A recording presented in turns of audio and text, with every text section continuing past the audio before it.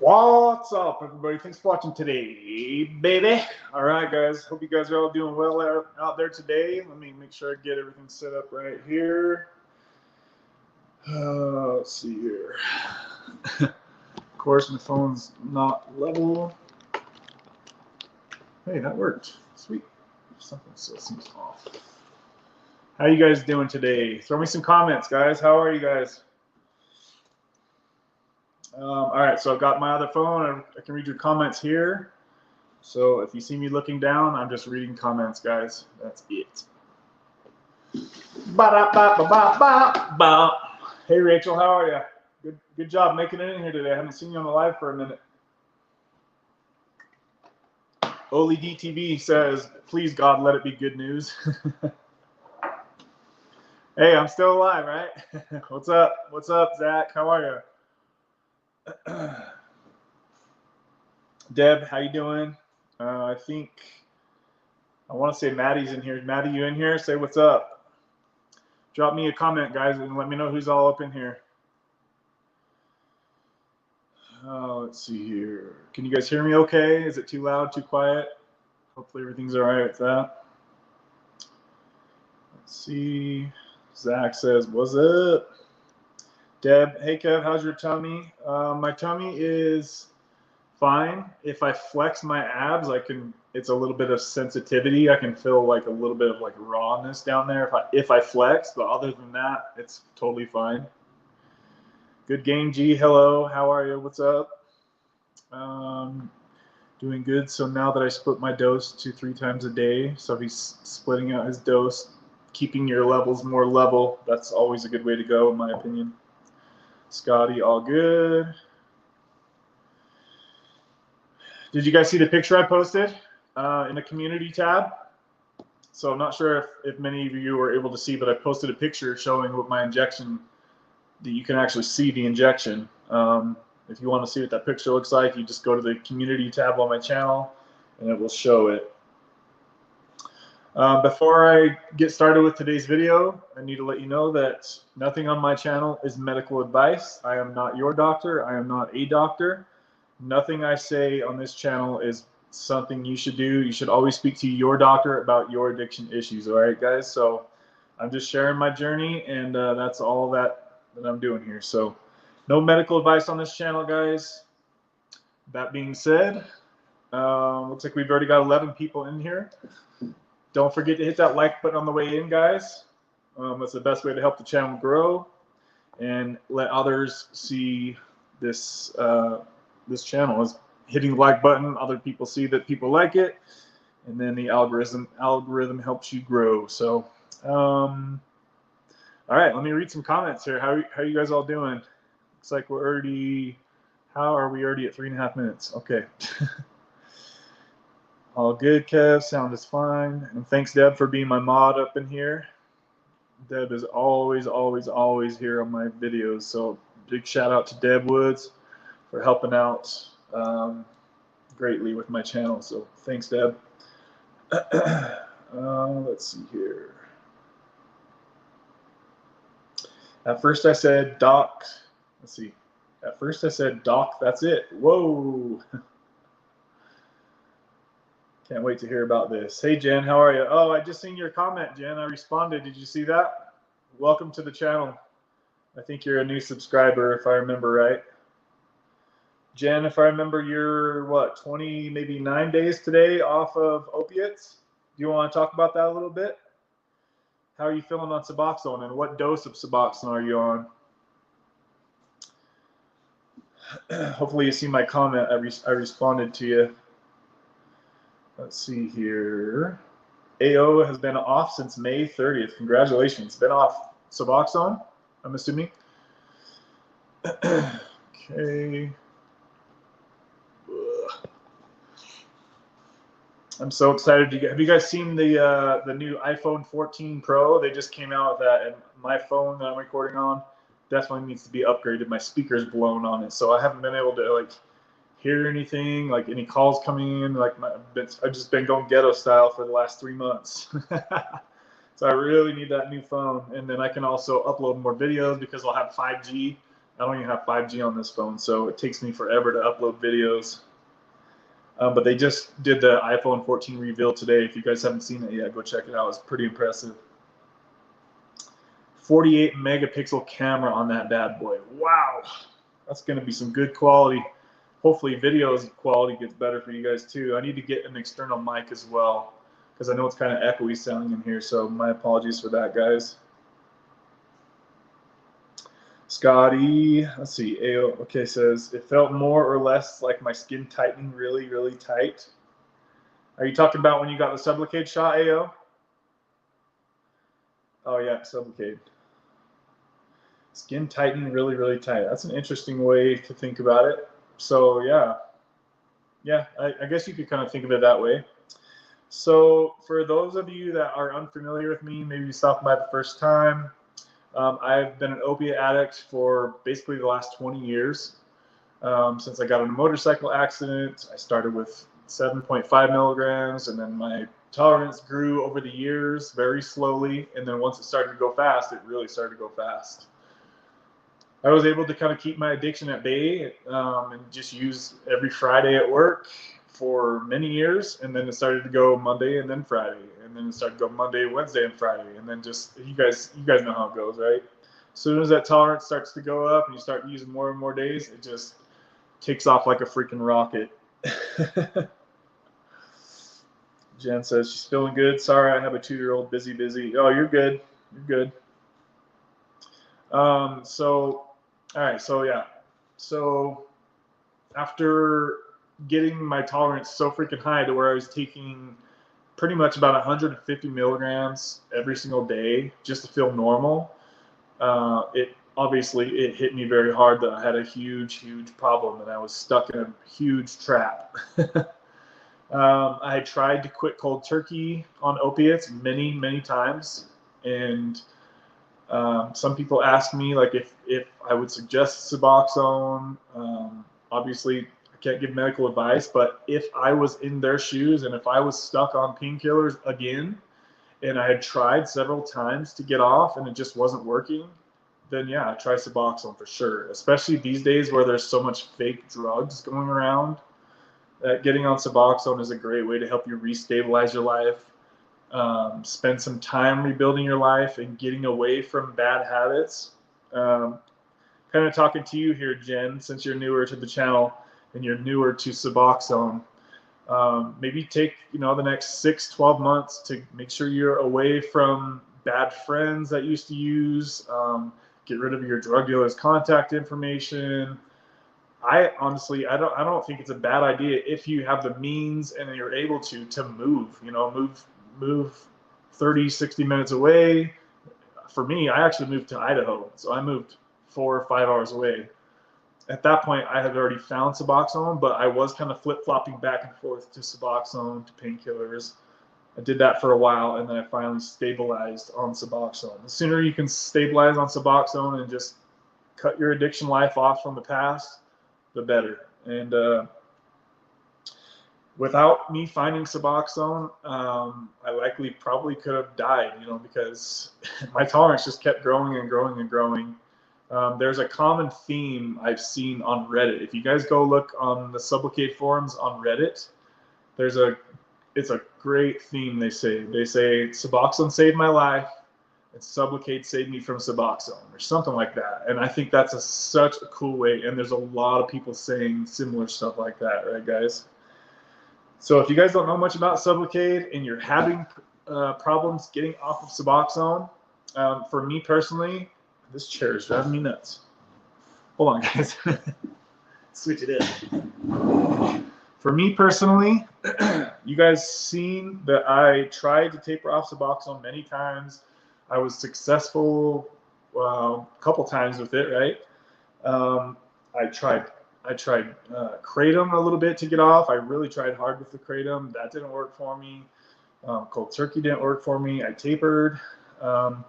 If you guys seen, I posted Reed's channel. He just barely jumped off Suboxone 5 days ago, and he has done it the best possible way you can do it. He took a good 2 solid years and did a long, slow taper. He was under 1 milligram for a year, guys, and he's having just basically no withdrawals. You know, like the lightest withdrawal I think I've ever seen. But you almost couldn't even call it a withdrawal so far. And I'm praying for him, and I hope, I'm knocking on wood, that he doesn't get some crap pop up out of nowhere. It's possible, but it seems like he's got a pretty good idea of how this withdrawal is going to be for him. So check out his channel. I just made a video 2 videos ago. Go subscribe to his channel, guys. I've seen he's got a good jump in subscribers. We got to get him up to at least 200. So go check out his channel. Go support him.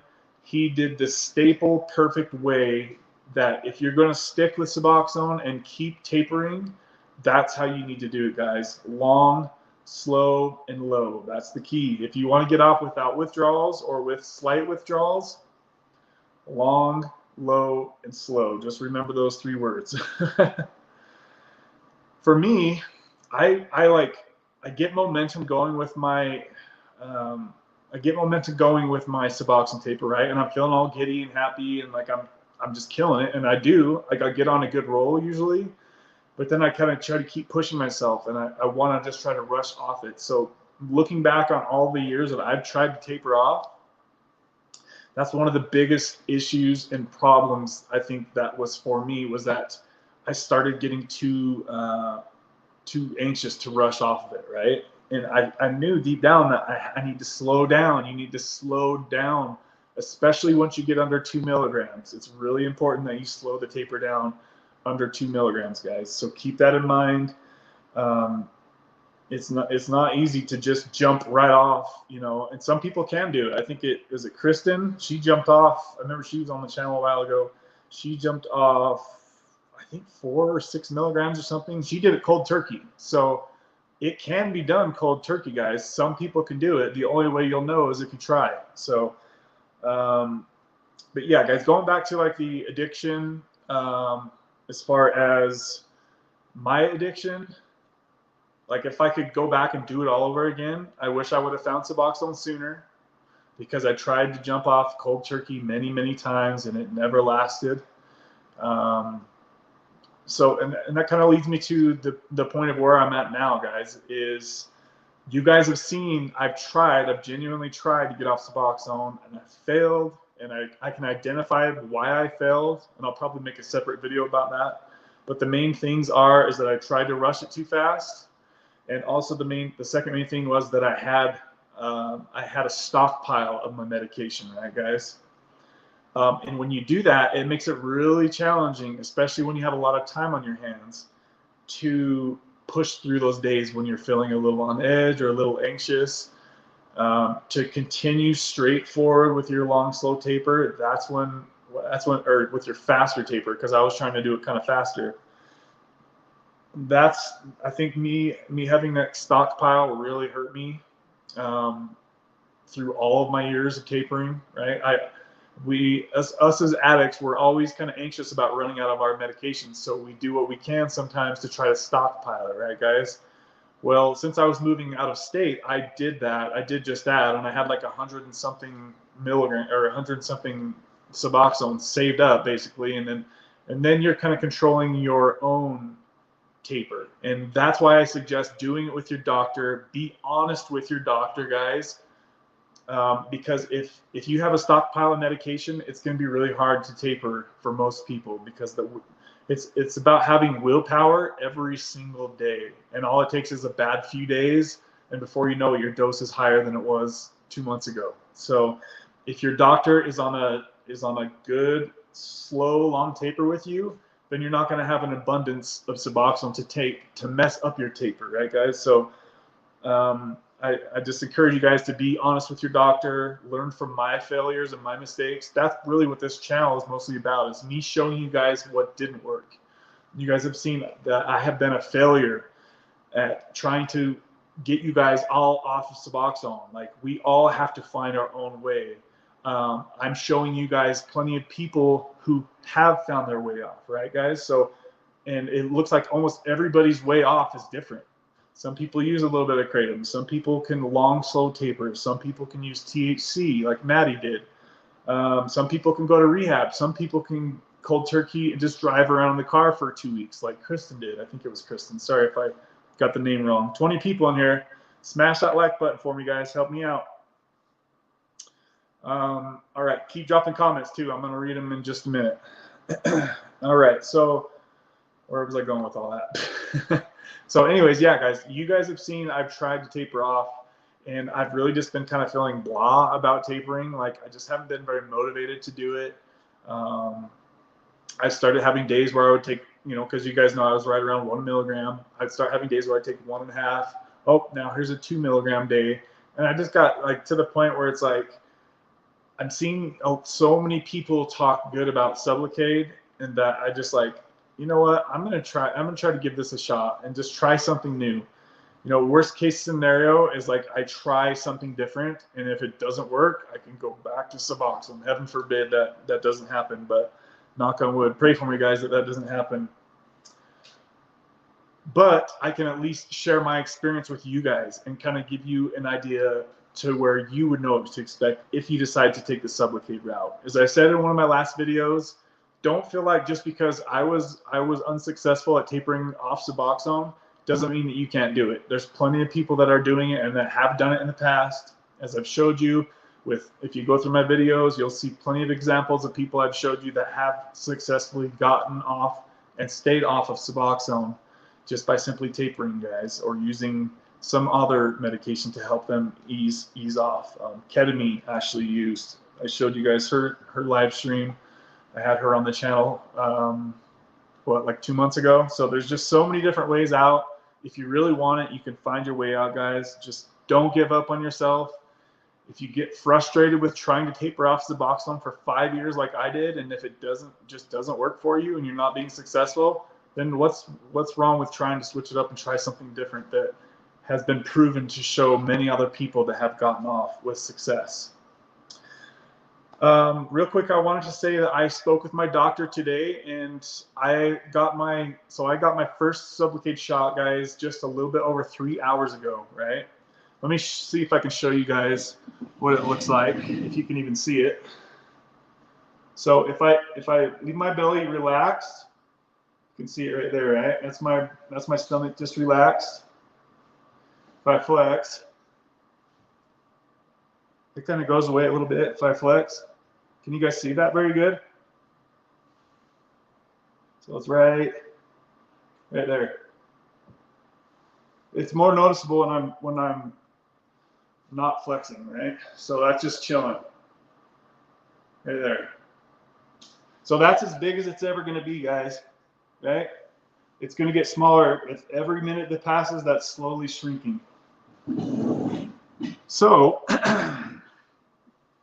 do I want to start with this? So, all right, let's talk about the actual shot, the injection, guys. Actually, let me get to some comments real quick, and we'll jump to the shot.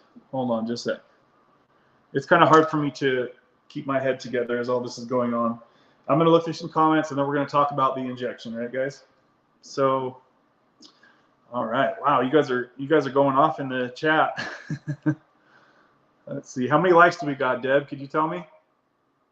I don't want to switch off the screen and tell me how many likes we got, but it looks like we've got 15 people in here. Don't forget to hit that like button, guys. Maddie's in here. I went from 32 milligrams of subs to Sublocade the next day and never went back. My doc offered me some subs to help the first month transition, but I threw the subs out. You can handle it. I love that. That's perfect. Thank you for sharing that. And anybody else, please let me know your experience with Sublocade. Was it good? Was it bad? All I want to do is hear honest, raw opinions. Were you able to get off Suboxone after the Sublocade shot? You never had to go back like AO did? Maddie asked how I'm doing. I'm doing good, man. I'm doing really good, actually. Doing really good. It's 5:20 here at my time. By now, I would definitely be overly antsy about my second dose for the day, and I'm not even thinking about it.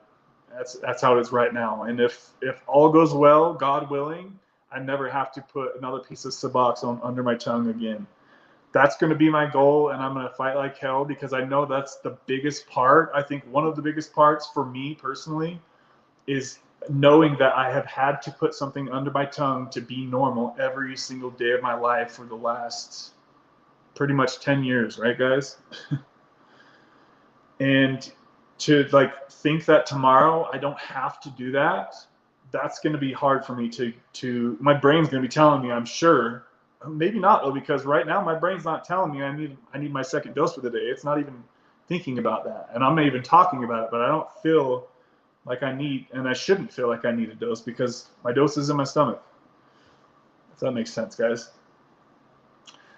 Jen says, my family doesn't want me on anything, and I don't know how to explain why it is so important to actually have something to help me. It's habit forming, so it's a no-go for them. Well, do they know the statistics on opiate, fentanyl related deaths? And if you show them the comparison about how many people die versus people that are on Suboxone, like Suboxone doesn't kill people like painkillers do, right? You can easily overdose on painkillers, especially if you're getting them illegally. There's so many fake drugs out there these days. I find a lot of times people, like families, they don't want you to have to take that. They probably don't understand much about Suboxone.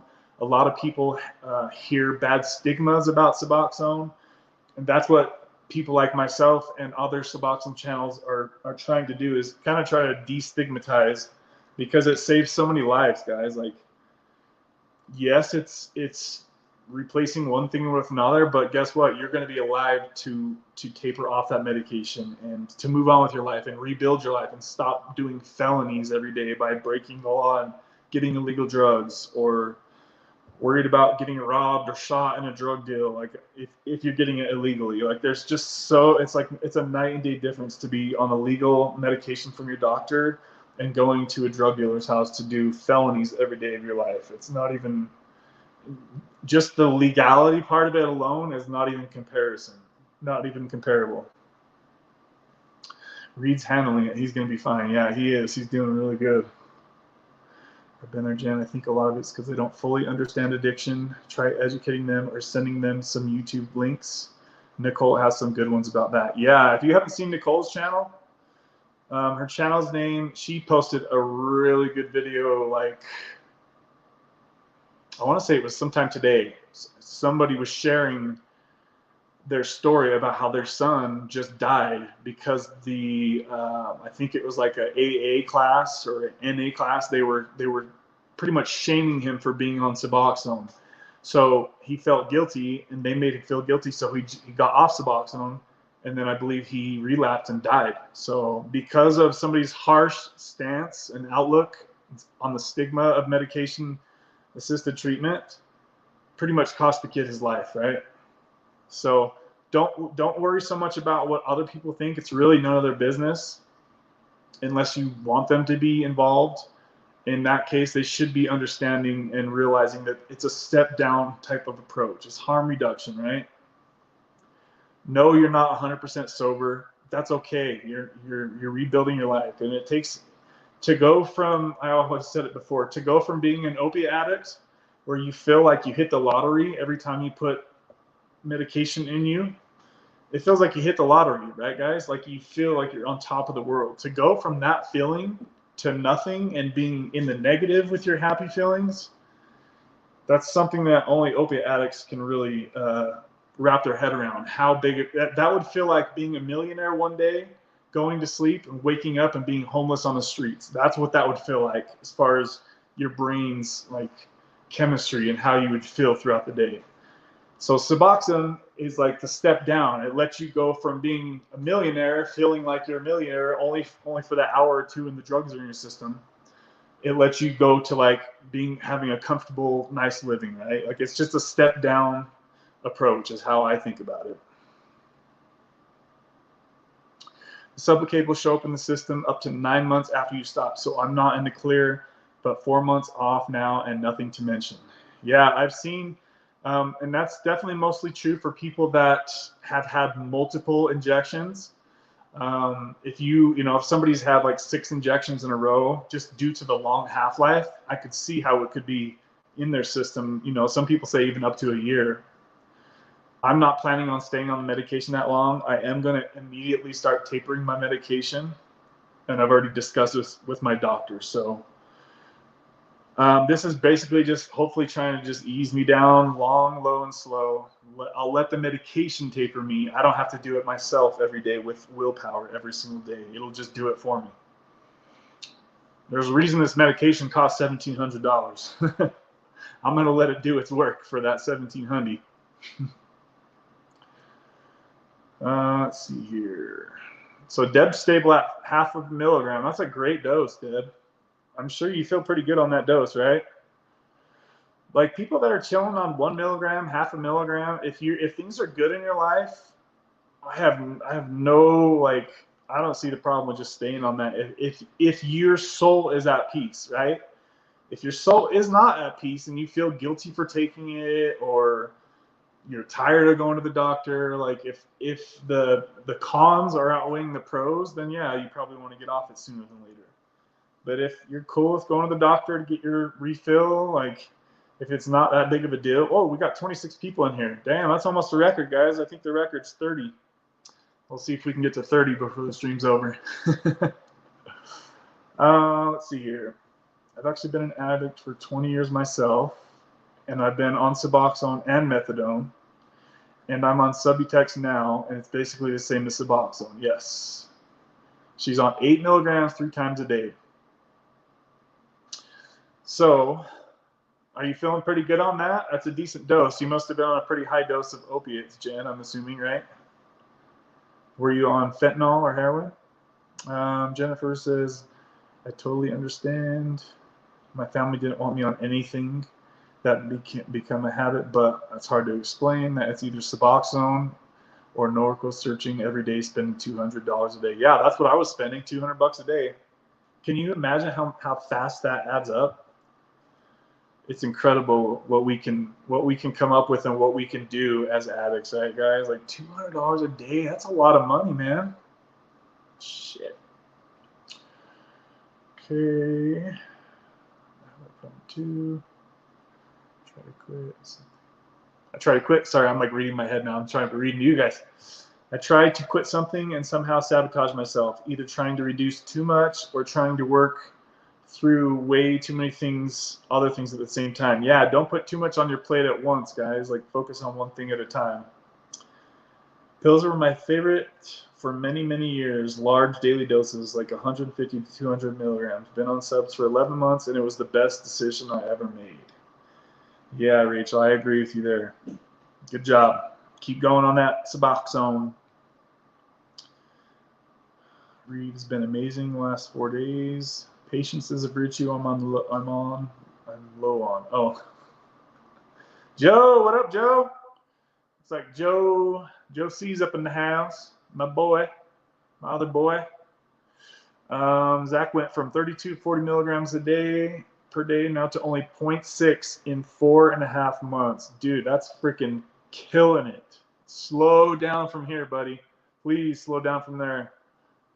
You're getting close, though. I would say try to stay at that dose for a minute before you, especially if you start struggling. I thought I seen one of your comments said that you were struggling to push lower or something like that. Dude, take your time. Now you're under 1 milligram. Take your freaking time, buddy. Slow, long, low, and slow. That's the thing, guys. Scotty, me too. I try too hard and fail and end up going back up to a higher dose. Yeah, Deb, I've done that so many times over the years. I'm just exhausted with trying to like manage my addiction at this point. It's just like, I've tried, man. I freaking tried it. So I've just got to try the Sublocade. I'm excited. I'm just excited to try something new. It's just like, wow, like there actually might be a way out of this for me, for Kevin. Okay, let's try it. Let's see here. I've been on subs for almost 10 years, Jen says. Way too long for me. Yeah, that's a long time. And Jen, I know Jen said she's had a lot of issues with teeth. Right, Jen? That was you, right? Stockpile was the reason I started using 32 milligrams for no reason after tapering for 2 years. The shot is so worth it. Yeah, dude, stockpiling will really mess your taper up, guys. So don't do it. Just have what you need, and that's it, guys. Maybe like a couple extra just in case like you get screwed over in like a pharmacy closing or some kind of insurance billing crap. maybe having a couple extra on hand, but not having a big old full extra stash of them, guys. If you're really trying to get off this stuff, that will make things challenging. Falling forward, Maddie says. I had my doc appointment last week. My doc mentioned tapering when I'm ready, but said it's up to me and he wouldn't force me into anything, and I'm not ready for it. Yeah, if you're not ready for it, don't do it. Just find where you guys feel good and just stay there for a while. When you're ready to taper, you're going to know you're ready to taper. It's not a race, guys, because I've tried to get caught up in racing, competing with other people to try to get off first, and it's really bit me in the ass, to be honest with you. Run your own race. You're on your own level. I've been on Subutex and Suboxone since August 2006, and I never ran out the whole time. So this is going to be all new. I totally agree with you on that, Jennifer says. So we've got 2 Jennifers in here. I haven't had any subs. Oh, I've seen that, Jen. I've seen one of your comments talking about that. Jen hasn't had any subs the last 4 days until she went to see her doctor today. I took more than my 16 milligram amount and left myself short again, like always. See, Jen, if you went 4 days without, you really could have just came on at like 4 milligrams. Would have told your brain you're okay. You know, I mean, maybe you can try tomorrow to take a lower dose if you feel up to it. Yeah, because what's going to happen is you're going to keep. And I used to have this issue all the time with my Ambien, right? Like sometimes I would take 1.5 tablets a night, and then I would run out a week or 2 early. And dude, the anxiety about running out of your medication early, that is so freaking stressful, guys. So stressful. So if you can get ahead of it by taking a lower amount now, Jen, that's probably what I would try to do if I was you. You know, try to take lower dose, you know, take 4 8 milligrams tomorrow. You should be good. Like for you to go from nothing in 4 days to more than 16 milligrams, that probably felt like a really heavy dose. You probably feel kind of sedated, I would guess. Joe says, you seem to have more life than usual, more natural excitement. Yeah, I'm just excited to try something different, man. Honestly, that's what Joe says, guys. I'm definitely just excited to see how the next 24, 48, 72 hours goes. And you guys know I'm a freaking OCD freak, so I'm gonna be taking notes of how I'm feeling, you know, like, and I'll make a video letting you guys know tomorrow, like how the first day has gone, because right now it's been 3.5 hours since my first shot. I'm excited to see how the morning goes, because you guys know how it is in the morning when your medication's kind of worn off through the night. You feel like just getting out of bed is like a kind of a chore just to get out of bed, right? Make sure you guys are staying hydrated, because Suboxone and Sublocade severely dehydrate you, especially if you're having problems going poo. You need to overload the water. 1/2 gallon to 1 gallon of water a day, guys, if you're on Suboxone or Sublocade. That will help your health and fitness as well, obviously. I've done that too, Jennifer. Scotty said the same thing. He seems more naturally positive. I'm just excited, guys. I'm just excited to try something new. I've just been stuck in a freaking rut with my Suboxone dose and just getting down on myself. You guys know how it is. If I can meet the goal sooner than later, like soon, of not having to take any more Suboxone again, like if I can wake up all day tomorrow, I can't picture a day going by. Like tomorrow, I'm thinking I'm not going to take any Suboxone tomorrow. Like, yeah, I know I have it. It's already in me, but to not do the oral way that I've done for so many years, that's going to be, I would imagine that tomorrow might be a little challenging for me, like just emotionally, but I'll let you guys know. I'll make a video and let you know if I had to take Suboxone, if I was able to just go on with my day.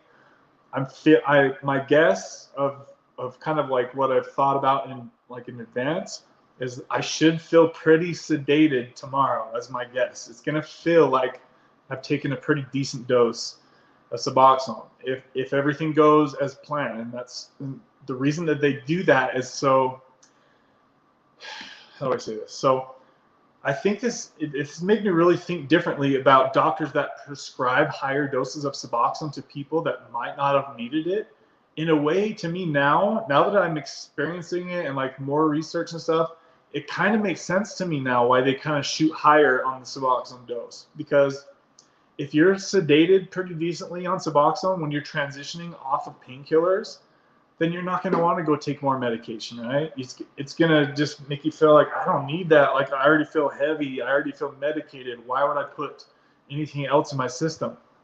And I think that's what the goal is with Sublocade, is like they want the dose to be heavy at first so you can stop taking your oral medication, right, guys? So if you already feel medicated, you're not going to want to put more in your system. And I hope that that's how tomorrow and the next day goes. If I'm somehow feeling like withdrawal, which should not be possible, if I'm somehow feeling withdrawal, that's going to make it damn hard to not take any Suboxone tomorrow. But I'll let you guys know how it goes. 20 people in here. How you guys all doing here? All right. So I tapered once and it lasted 2.5 months. The pause for her were awful. Yes, I see a lot of people talk about pause. Marky Rizzo, what up, G? Let's see, how far behind am I? Oh my God, I'm way far behind on the comments. I'm going to try to speed through some of the comments here, guys. Thank you guys for being so involved in the chat. I really appreciate that. Good Game says I'm on 57 days off Suboxone. Good job, man. Did you slow taper it or what? Okay. I'm going to scan through the comments here and try to get kind of caught back because I'm literally 15 minutes behind on the comments, guys. Let's see here. Oh, just side note, Deb, I know you'd asked about the super chat stuff last time. Does it show that that's working now? My channel like kind of got turned off. The monetization got turned off for a minute, but I think that it should be active now, right? Is it? I thought I got that sorted out. Let's see here. Yeah, that was a good size. Life-saving work. Glad to see you in here, Joe. I hope you're doing good, man. Hope you're. Did you get over the Roni yet? Joe had the Rona, guys. The rice-a-roni. Didn't taper right. It was on 20. And he also was having tooth issues too. I got to have a cap replaced the end of this month. I'm not looking forward to it. Jen says I didn't taper right. I was at 24 milligrams and cut 2 milligrams every 8 days till I was at 2 milligrams. Yeah, that's alone then jumped. Oh yeah, yeah. It sounds like you kind of pushed that one forward pretty quick.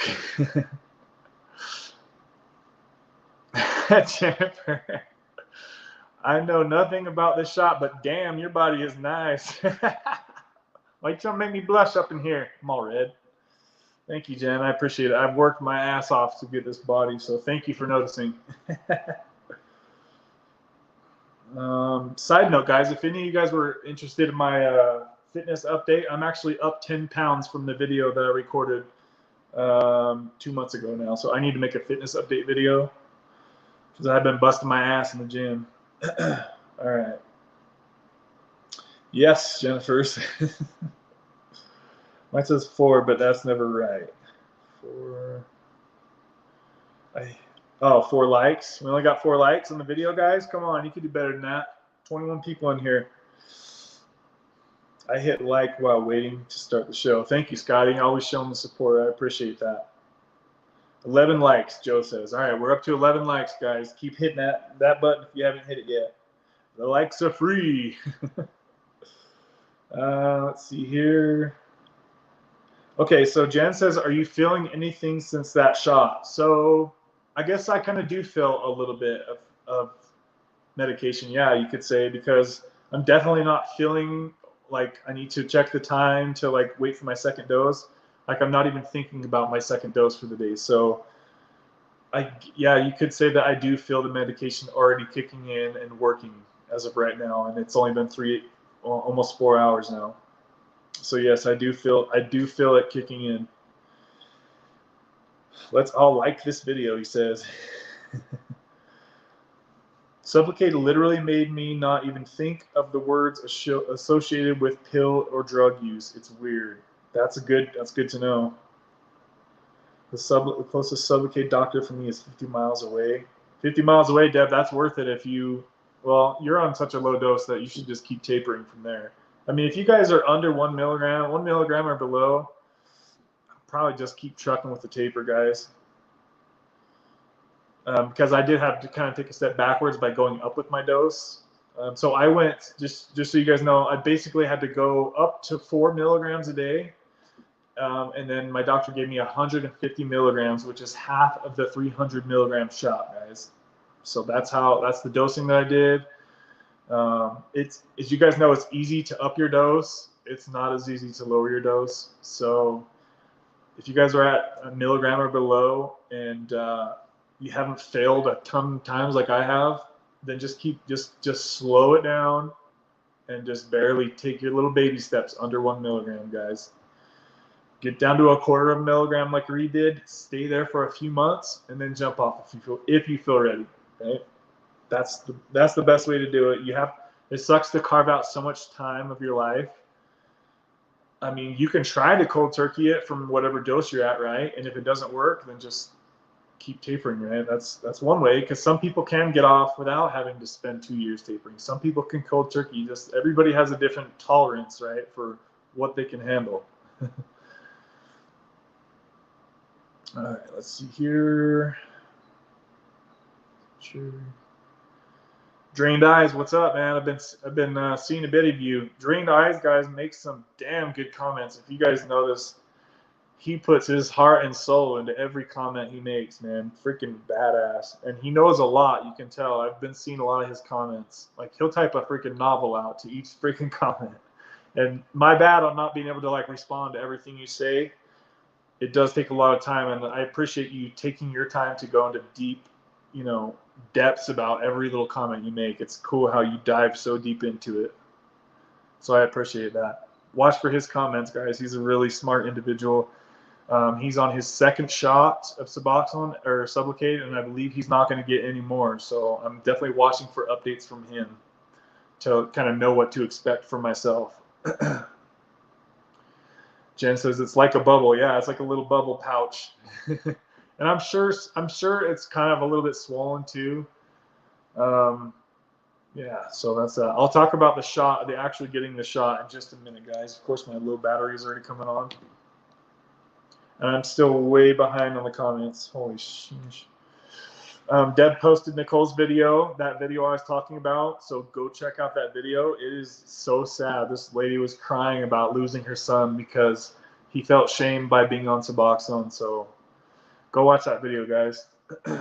Speaking of Nicole, I'm going to be on her channel probably next week. She wanted me to come on today, but I really want to have some time on Sublocade before I go on her channel. Because first of all, I wasn't sure if I was going to be like sedated tonight or not. And two, because I want to have some time with Sublocade before I go on her channel to explain like how I've felt for a week or so. So next week, you guys are going to see me on Nicole's channel. Her channel name, by the way, is Discovering Nicole, if you aren't aware of her. I admitted to my doctor today that the last 2 visits I've run out 4 days before, and he didn't say a word about it. He didn't care a bit. That sucks, Jen. I'm sorry. That does suck. Maybe, I don't know, maybe next time ask for a little bit more or a few extra. I don't know if you can do that. If he can do that for you, maybe. I'm 4 to 5 months off the shot, and I had to yell at my doc last month and this month for offering me subs just in case. Yeah, that's good to do that. Make sure they know that you don't want anymore. And that's why I told my doctor today. I said, look, I haven't even got the last prescription you sent, so don't even worry about giving me more. Don't let people try to project their recovery onto you. No one's recovery is the same. Recovery is as different as the people in recovery. That's so true, Scotty. Now, let's see here. Holy crap, you guys are making some damn good comments. I'm sorry, I can't read all of them. I'm trying to, guys.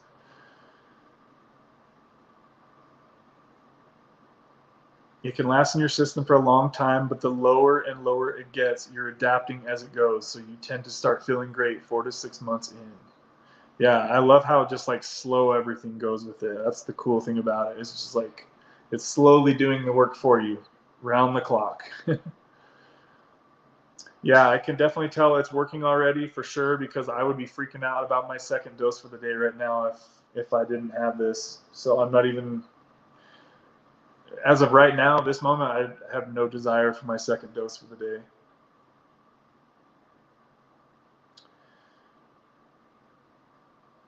I think being able to not even worry about dosing and just going through your day as it lowers is a huge part of it. I'm so happy you got your injection, man. Yeah, I'm so happy too. It wasn't easy, guys, getting everything set up. It took a good month or so for me to get my health insurance and to find the right doctor and then to get it all set up, to get the injection date. Like, it took some time. So be patient if you guys are wanting to start on the Sublocade shot. Be patient, because it could take a month or two to actually get the physical shot done. Oh, Deb says she sent a super chat, but it never showed up. You did today? Yeah, I didn't see anything pop up, Deb. That's weird. Yeah, I didn't see anything pop up. It usually flashes all over my screen when somebody sends a super chat, so I don't know what the heck. Maybe I'll have to look into it. I thought it was all fixed up, but I guess not. Let's see. What's up? I just got home. What's up, Ethan? How did the shot go? It went good. I would get on, but I'm camera shy as hell. That's good, man. I know a lot of people are. Yeah, it went really good. Let me talk about the shot now, guys. I realize I'm still freaking 15 minutes behind the comments. So there's just so many comments, guys. So let me talk about the shot here for a minute. So I was pretty damn nervous about the shot. Since I knew I was getting half the dose, I knew that it was going to probably hurt half as bad as the big dose, right? It's just basic common sense. Like, the bigger the dose, the more pain it's going to be. But I was lucky enough to have my doctor let me record the shot. So I'm going to post that on the channel here probably tomorrow or the next day. So you guys are going to get to see me get my first shot. 100% no bullshit answer, guys, on how bad it hurt. It felt like a bee sting. It felt exactly like a bee sting. 2 weeks ago, I got stung in my neck while I was riding my motorcycle. And no shit, guys, it felt exactly the same. It really did. So I was so nervous that my entire body just got covered in sweat within 10, 20 seconds. Like, my shirt got soaked. I was that freaking nervous about the shot. And then as soon as he put it in, my whole body just like swarmed full of heat. I think because I was just more out of like scared emotion, because it's like a big thing that's happening, right? It's like a big life-changing moment. So my whole body just like had a hot flash, and he even noticed that I was getting sweaty. So at the end of the video, or after he got done with the shot, I was like, dude, I'm so sweaty. Like, my shirt was wet. You could see the wetness to the back of my shirt. I was that nervous about it. So yeah, guys, it felt, I mean, he put the needle in. It was probably in me for like 15 seconds, 10, 15 seconds. It wasn't bad at all. The needle was a lot smaller than I thought it was going to be. It really wasn't that bad, guys. The needle was like that big. It wasn't, I was thinking it was going to be some huge honker. It didn't even hurt like when he jabbed it in.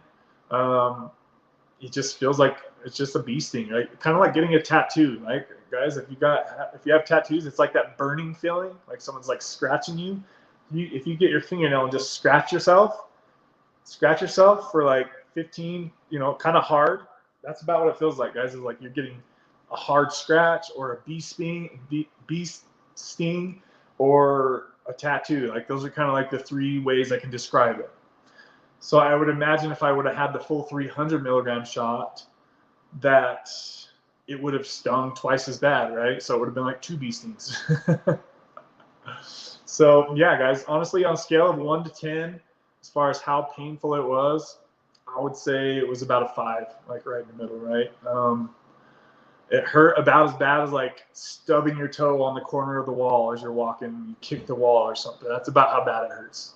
So it's definitely not something to lose sleep over, or definitely not something to make you want to skip getting Sublocade because you're afraid of the pain. Like, it literally lasts 30 seconds, and then after the 30 seconds, I'd say like for the first 10, 15 minutes, it felt pretty like sketchy to like flex my ab muscles. Like I didn't want to flex them because I just felt like uneasy about it. And it felt pretty sore for like 10, 15 minutes. And then after that, it was just, that's it, guys. As far as right now, like if I flexed my abs as hard as I could, then I could just kind of notice it, but it doesn't hurt. And it's not like I'm going to just be sitting here and flexing my abs for no reason, right? Unless I'm showing you guys. So yeah, guys, it's really nothing to worry about. Don't worry about the pain of the injection. Totally worth it. Like, and that's being my first dose. That's the highest dose I'm going to get, right? So my next dose, I'm hoping to start to go to 100 milligrams next month. Hopefully he'll let me do that. But absolute worst case scenario is I get the same shot, 150 milligrams, and I already know what to expect. But I'm pretty sure he's going to let me go down to 100. He's just going to let me see how I'm feeling over the month, and we're going to adjust from there. So now another thing I really wanted to clarify too is that he understands how we're doing it is off-label, so to speak. It's not the copy and paste, one size fits all, Sublocade. Here's your 300, 300, 100, 100 dose. That's what I think most doctors are going to want to do, guys. So if you can, if you're interested in getting this Sublocade shot, maybe try to contact them. Let them know if you've tapered down to a lower dose. Just be like, hey, are you guys able to work with me on the starting dose of Sublocade? I tapered down to 2 or 4 milligrams, right? Can you start me on the 100 milligram shot or half of the 300 milligram shot? Something like that. And I'll give you guys an update too as far as what dose I think I should have started at, or if I should have done things different. I'll let you guys know that as soon as I feel the full effects of the medication, which should be in less than 24 hours. So I will make an update video tomorrow.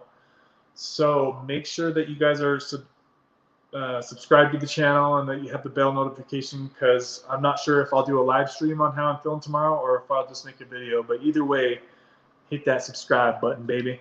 I didn't make my goal of getting 2,000 subscribers this summer. A big part of that is because you guys seen I go through absences, right, where I don't make a video for a month or two.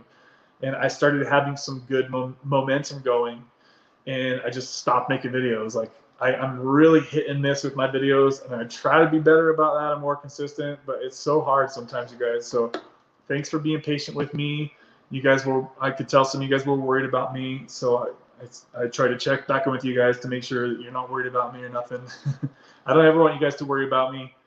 I just get lazy or unmotivated sometimes, or I just don't have certain topics I want to talk about. Like it could be a variety of reasons, but just know that I'll always be back sooner or later, guys. But I'm going to try to be, especially now I'm so new to Sublocade, I'm definitely going to try to make a lot of videos to document in great detail like my experience with Sublocade. So there will be a lot of videos coming out soon, guys.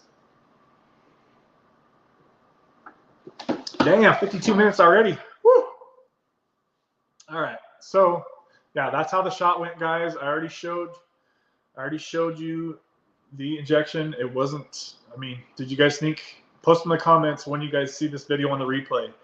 Is that shot like horrible looking? Is this something you'd be worried about if it was on your body? I don't really think anybody would notice. I mean, the girl I'm dating, I'm curious to see if she'll say anything about it, if she notices. Like, I'm curious if she'll even notice it, honestly. So, all right, let me look at some more comments here. All right.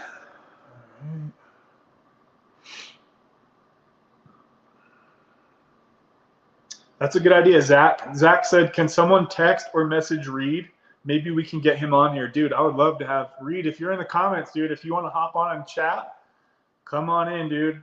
I got a little bit of time here. Let's see here.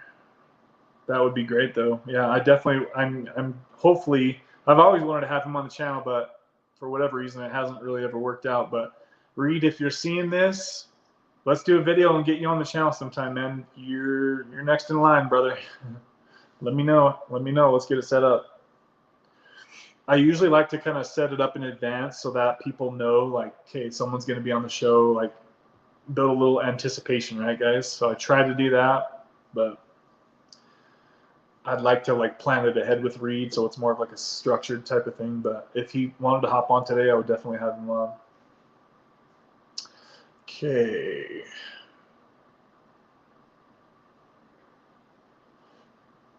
Yeah, Drained Eyes. I did see Reed's latest video. I've seen all of his videos. Yeah, I'm the one that recommended everybody go check out his channel. He did the long, slow taper, oral taper, yeah.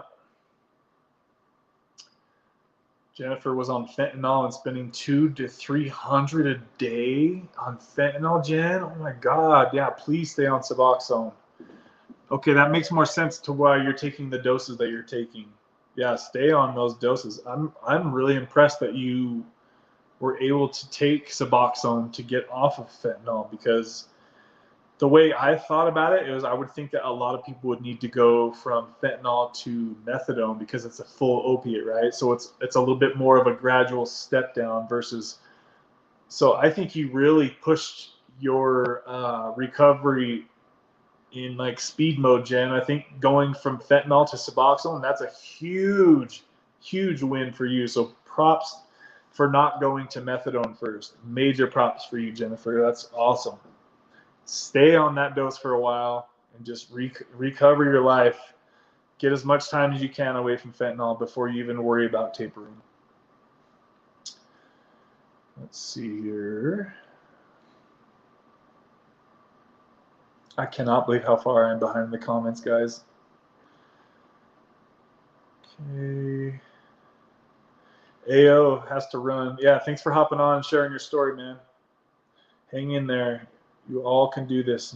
Glad you made the switch, bro. Okay. I'm speeding through the comments here, guys. Sorry if I'm skipping over you.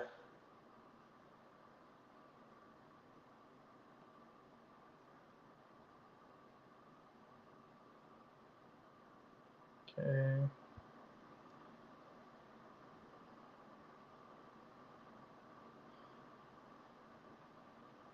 Ethan says, don't forget to hit that like button, guys.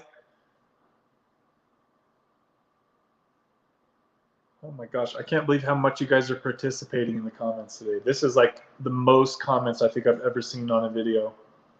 Getting a tooth pulled Friday, Suboxone wrecked my teeth as well, Good Game says. Sorry, brother. I feel your pain, though.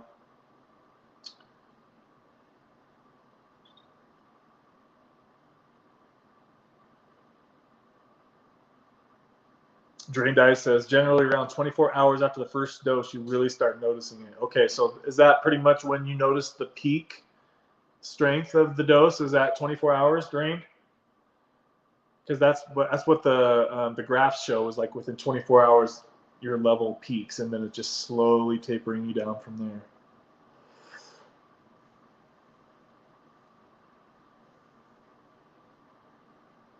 My doctors told me they start everyone at the highest dose first for overdose prevention from taking other meds. So what you're saying basically sounds on point. Yeah, it makes sense to me. Like sometimes I've criticized my friend Ashley. She went from taking like a 60, 80 milligram day of painkiller addiction. The doctor put her right on 16 milligrams, which I thought was way too high. And it was too strong. She took 8 milligrams and couldn't even freaking walk.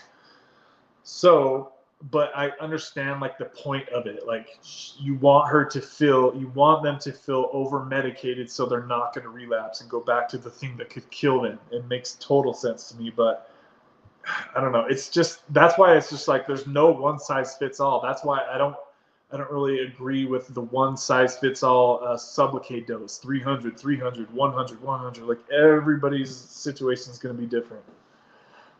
If you guys can find a doctor that's willing to work with your dose on Sublocade, that's awesome. Try them out. It might be a little bit of a challenge though. Your best bet, guys, in my opinion, to find a doctor that's willing to go like outside of the normal stuff is to find a Suboxone type clinic, somebody that has a lot of patients with Suboxone, somebody that also has a lot of experience with Sublocade. Because if they're really new to Sublocade, I've said this in other videos, if they're really new to Sublocade, then they're not going to go out of the normal 300 shot to start with. They're not going to do that, more than likely. they're going to be too afraid.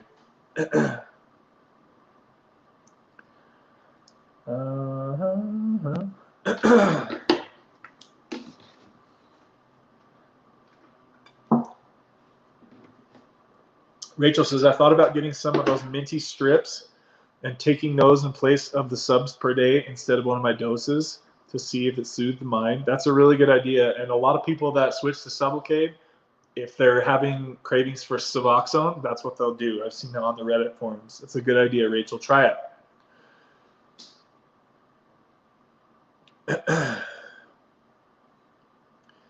Thanks, Gerard. I appreciate that. And congrats on 12 months today. That's badass. 12 months. I can't wait to be able to say that one day, guys. We'll get there, guys. I may be the last mother effer on YouTube to get off Suboxone, but I'm going to keep trying. At least I'm honest about it.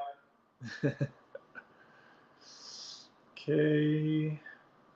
Patience 540. God, you guys are killing it on the comments. Cold turkey with vitamin C. That's freaking badass.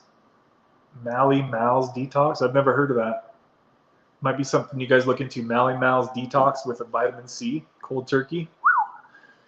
That's probably a lot of vitamin C. Okay. Scanning through the comments. Gerard, are you worried about the long half-life? No, I'm not worried about that at all. In fact, that's the best thing about Sublocade is the long half-life. Really, because you're so stable. Your levels of buprenorphine in your bloodstream are so stable. It's just stable. With Suboxone, it's up, it's down, it's up, it's down, it's up, it's down. Suboxone does have a long half-life compared to traditional opiates of 4 or 5 hours, right? Suboxone is like, they say it's like 32, 34 hours, but it's still a huge, if you look at the charts and the testing and the numbers of buprenorphine going through your system, it's a huge spike and a huge drop and a huge spike and a huge drop. If you look at the shot, it's slow and steady because it's just constantly releasing the same little dose into your system all day, all night. So I'm so curious to see how I'm going to feel tomorrow, if it's a noticeable difference first thing in the morning. But yeah, definitely not worried about the half-life. As far as me like wanting to rush to hop on YouTube and say, I'm off buprenorphine, like I don't really care about that. It's been such a long journey. So if this takes 6 to 12 months to come out of my system, then I don't care. I don't want to keep putting crap under my damn tongue every day for the rest of my life. I'm over that. So that's why I think this is a brilliant idea. Hopefully that, as far as me, like, I gotta get off Suboxone, like buprenorphine right now. I don't really care about that right now at this point. I've been that way in the past, trust me, and just trying to rush off of it is why I failed. So I love the fact that it's a long half-life. I really do. That's a great idea. The makers of that medication are freaking brilliant. Let's see here.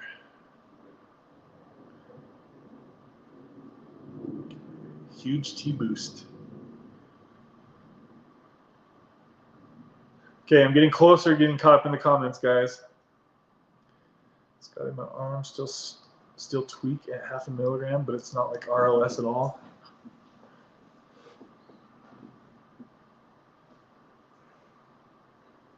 Jason, dude, just go through the 2 months of hell. Too late, buddy.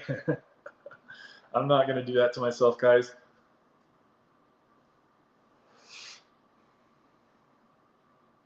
Let's see here. Okay, here we go. Okay, Rachel, that's a great question. I love that. She says, I'm curious, Kevin, was your doctor responsive to the off-label plan right from the beginning, or did he have to sell him on it? That's an awesome freaking question. So thank you, Rachel. All right, so I could definitely tell he was wanting to start with the 300 milligram shot, right? And I did basically have to sell him and kind of give him my own little educational sales pitch, you could call it, right? On why. He's like, okay, you want to start at a lower dose? Tell me why you want to do that. And so I had to go off on talking about testosterone issues, sex drive issues from higher doses, constipation issues, The fact that it's going to take me longer to get off the medication if I go on such a high dose to start with. Like, I had to like drill those things in hardcore to him. Not hardcore, but he definitely wanted me to, you know, like I told him, I have extensive experience with Suboxone. I know what my body feels like on higher doses of it, and it's not good. I get very depressed. I sleep all day, all night because it's so strong. I can't take a crap. My testosterone's in the tank. I can't freaking have normal sex drive and a sex life. I also said, what else did I say? I said, me relapsing is like not even in the cards. Like, that's the furthest thing as far as going back to like regular painkillers. That's definitely not going to happen.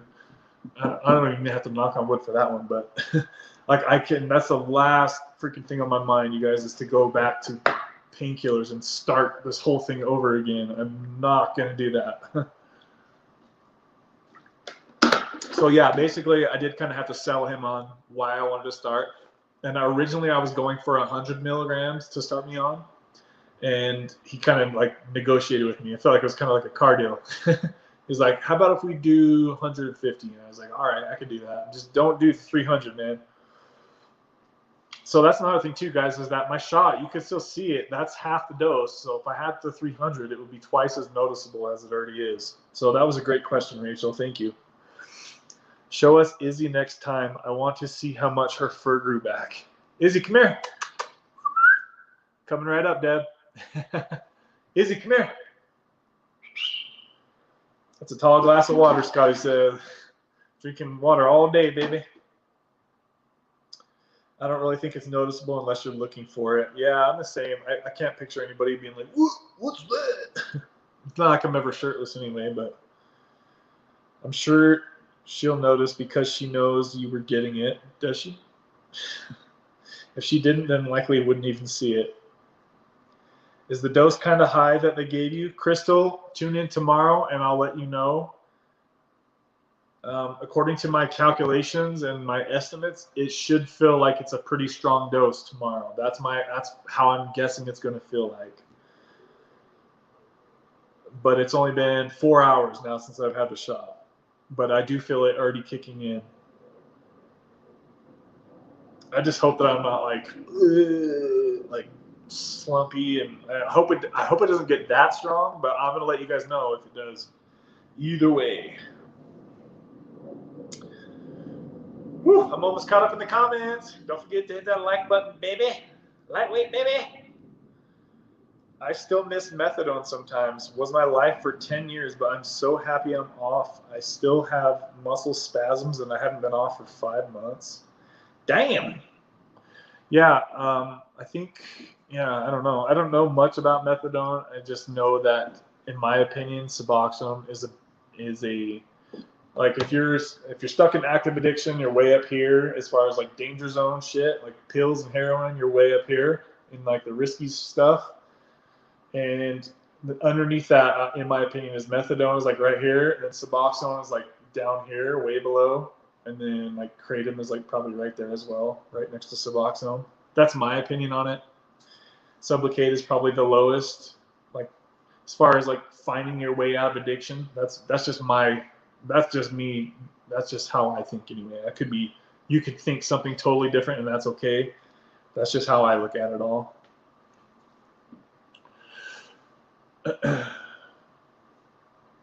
Like I see a lot of people that are on methadone, they want to get down to Suboxone. So if you're able to go from painkillers, fentanyl, and heroin, go right down to Suboxone instead of going to methadone, then I think you're going to save yourself a lot of time. If you can make that jump, that's a pretty big jump down. So if you are able to do that, then props to you, because that's not the smoothest and easiest of transitions. Unless you're like on a lower dose of like painkillers, like 60, 70, 80 milligrams, then it's pretty easy to transfer to Suboxone. Let's see here. You stay on it for life, otherwise relapse. That's what Ashton says. Yeah, the whole physical ritual can be tough to stop. Maybe we can satisfy at least a portion of the addiction by tricking our brains with breath strips. Yeah, I'm going to give that a shot if I'm still having like desire to take Suboxone, I'm going to try the breath strip thing, see if that helps me out. That's my little backup plan. Just be ready for the pain. You can make it manageable.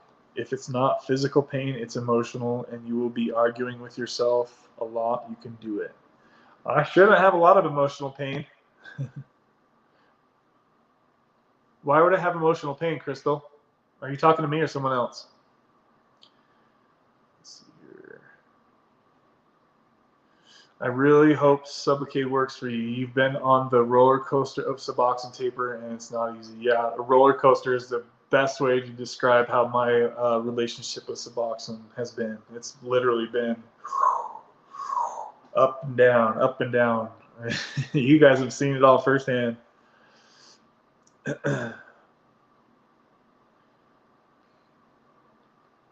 was hard not getting in my car in the morning. Let's see. It was hard not getting in my car in the morning. That dosing took me 2 weeks to get out of my head, and I did need that. Sorry about that, Crystal. I blew that comment.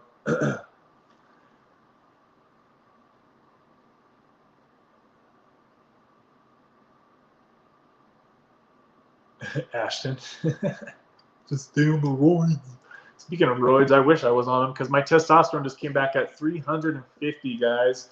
I need to make a video about that. Even though I'm on testosterone replacement therapy, my testosterone was still low, like barely in the normal range. I'm usually up around like 8 or 900 on my testosterone levels, but I think the Suboxone really is kind of hurting me on my testosterone levels. That's a great assumption, though, there, Ashton. Great assumption. Let's see here. Oh, Izzy. Where the heck is she? Izzy, come here. Izzy Bell. I think I hear her trotting down the stairs, Deb.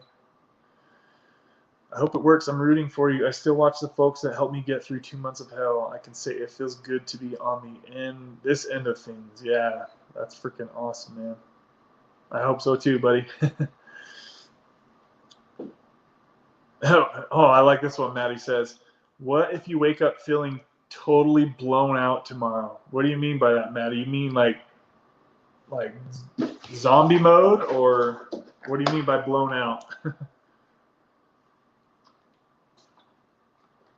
A certain part of me thinks that I could wake up tomorrow feeling like totally like weighed down and heavy from the medication, and I'm prepared for that. Like throw in a movie and chill all day, I guess.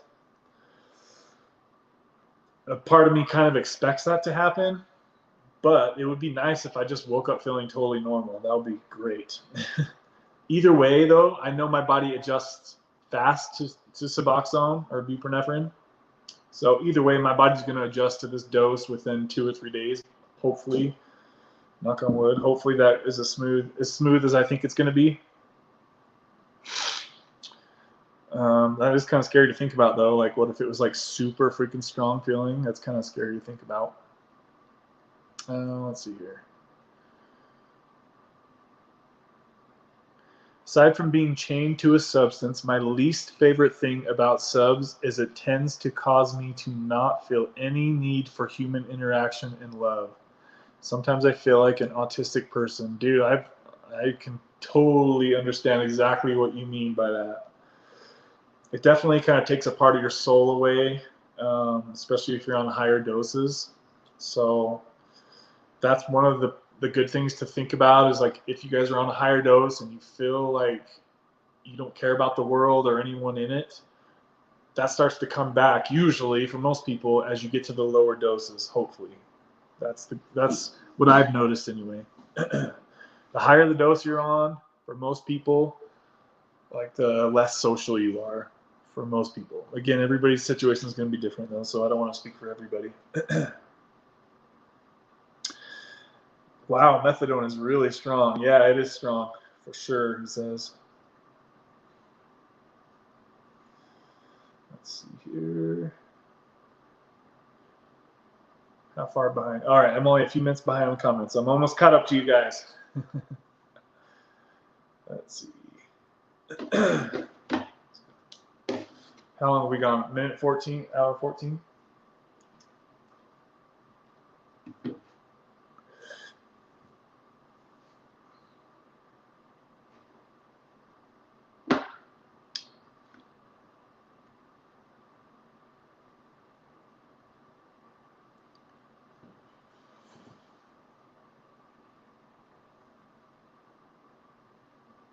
All right, Zach.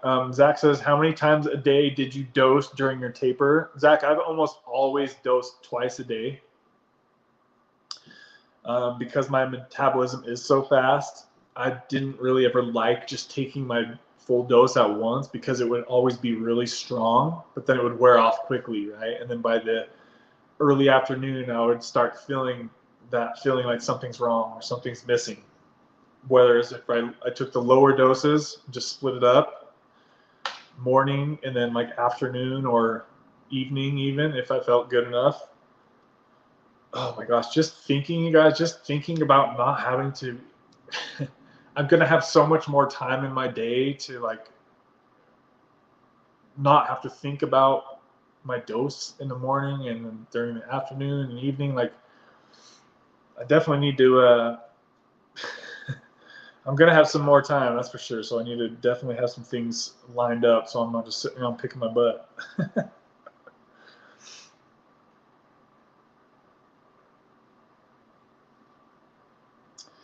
Zach says, I can't believe I didn't split my dose sooner. From 2x, 2 times a day, to now 3 times a day. So much better the past 2 days. Yeah, you know why you feel so much better? Because you're more stable, right? So that's why I didn't like. You take the big dose, your blood level spikes way up.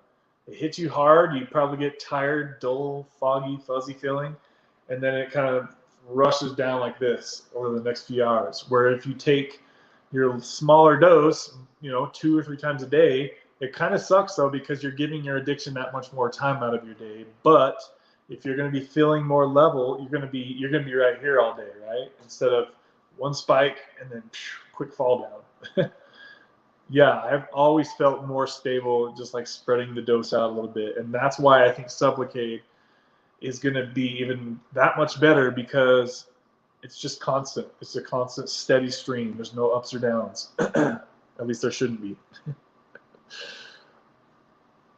Oh, I see the end of the comments here, guys. I finally freaking made it. 23 people in here. What's up? Don't forget to hit the like button for your buddy on your way in or on your way out. All right, let's see here. My boob's getting sore.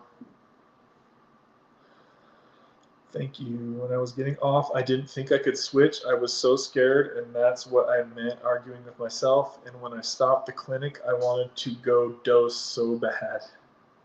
Yeah, that's a big switch, for sure.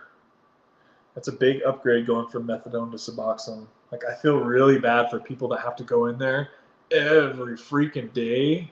Oh, that's too much, man. It's too much. But if you're coming from a crazy type of addiction, like it could be necessary, and I can see how it could be beneficial and why they do it the way they do it. It makes sense.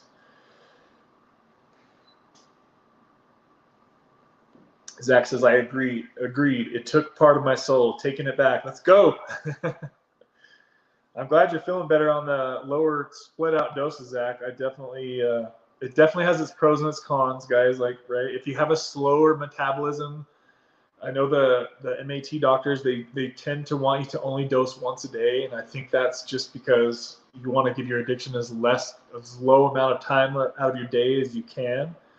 So if you have to split it up between 2-3 doses a day, I mean, it's not the hugest inconvenience, but it can help you be more stable throughout the day and throughout the night.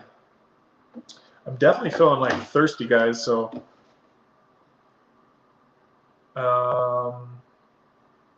obviously it's because I've been talking straight for an hour and a half. I don't ever do that, so. But definitely feel like I'm a little more thirsty than I usually am. So it's probably the medication starting to try to drain the water out of my body already. Probably way overthinking that, by the way. Matt says, I was just trying to be funny. I'm sure you'll wake up feeling normal. Yeah, I mean, We'll see what happens, man. I'll let you know how I do tomorrow.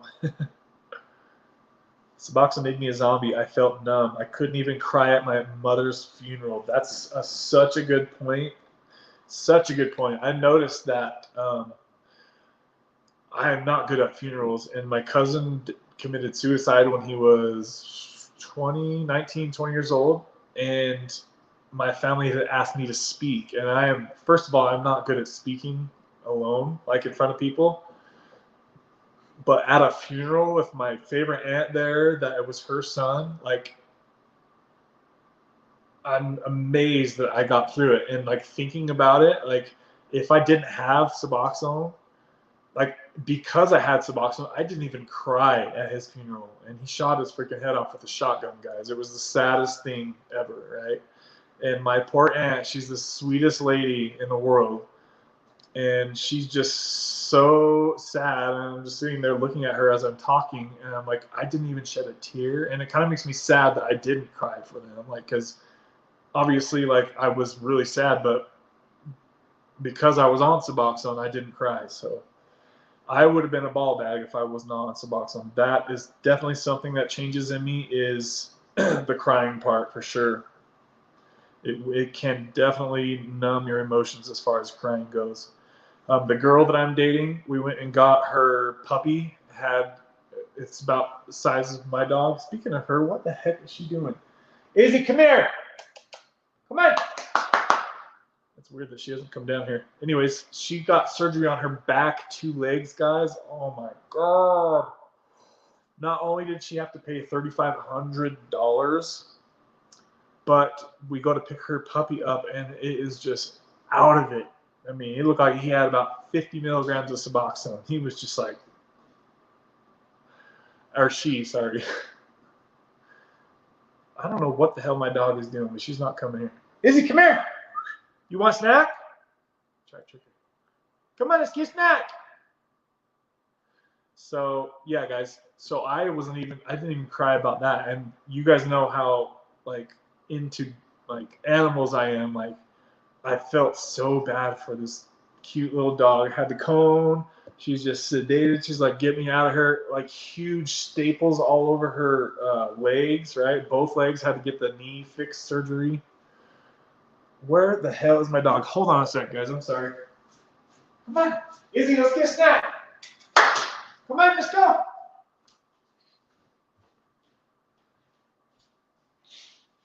Izzy. Guys, 2 seconds. Sorry, I'm worried about my dog. Come on. Oh, there you are.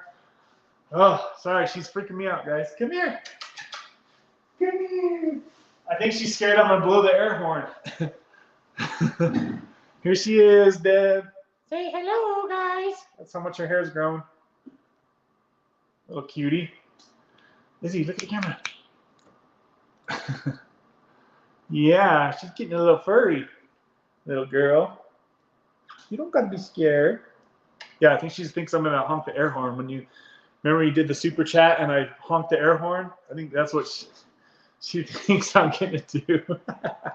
You're okay. She's kind of like, I think she knows when I get on here that sometimes she gets spooked.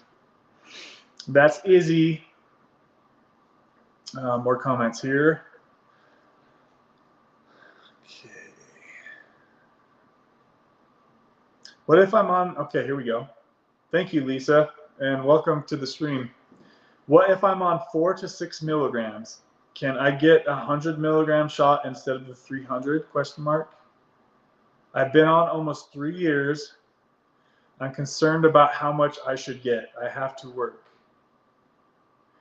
So Lisa, from everything that I've researched so far, and I've read a lot of people's stories about what doses they've started on, like I've researched the crap out of this, what you just talked about. So obviously I'm not a doctor. I can't tell you what to do. And obviously, even if I did tell you what to do, your doctor's going to have to make that final call. But if you're on 4 to 6 milligrams of Suboxone, you should be totally good to get the 100 milligram shot. It should still be plenty strong for you to start off with, right? But that being said, tune back into my channel for my next videos, because I will let you know how it worked for me, because I came up to 4 milligrams to get on the Sublocade shot. My doctor wanted me to get up to 4 milligrams, which was easy to do. So I'll let you know like how my experience is. According to my calculations, it should be a pretty strong filling dose for the next few days. But if I'm wrong and it's like on the low end, then I'll just tell you, no, just get the 300 shot. But I'm pretty sure that you could be okay just going to the 100 milligram shot. If I was in your shoes, that's what I would be trying to do. Or possibly just have him order the 300 shot and then just give you half of the dose. That's all they have to do, literally, is just squirt out half the dose. And you've got 150 milligrams. And I think that will be a better, if you're trying to do it off-label like I did, I think it looks better on the doctor's end if they actually order the 300 milligram shot, because that's what the manufacturer recommends, right? As far as what goes into your body, that's between you and your doctor. The doctor, at the end of the day, gets to make the ultimate call. So if you can find a doctor that's willing to listen to you, maybe you can bring him in some examples and show him. Like, if you're worried he's going to fight you and try to just have you do the 300 milligram shot, maybe bring in some examples of people that shared their story, that they went. You could show him maybe my video. I could make a short video for you about the dosing and whatnot. Like, I will make videos letting you guys know if I would have done things differently and what way I would have done them different. Those videos are coming, so make sure that you are subscribed, okay? But yes, if I was, from everything that I know as of this moment, I would say that the 100 milligram shot would be enough for you. But I'll know more tomorrow once I have more time with this medication. That is my concern as well. I'm on 6 at the moment. Sorry, Scotty, I'm lost on that one, buddy. Zach has a super fast metabolism too. Yeah, and that's another thing, guys, too, is like my metabolism is so fast. Some people say that this medication can be in your system up to a year after you get off. I can guarantee you guys that's not going to happen with me. My body will tear through this medication fast.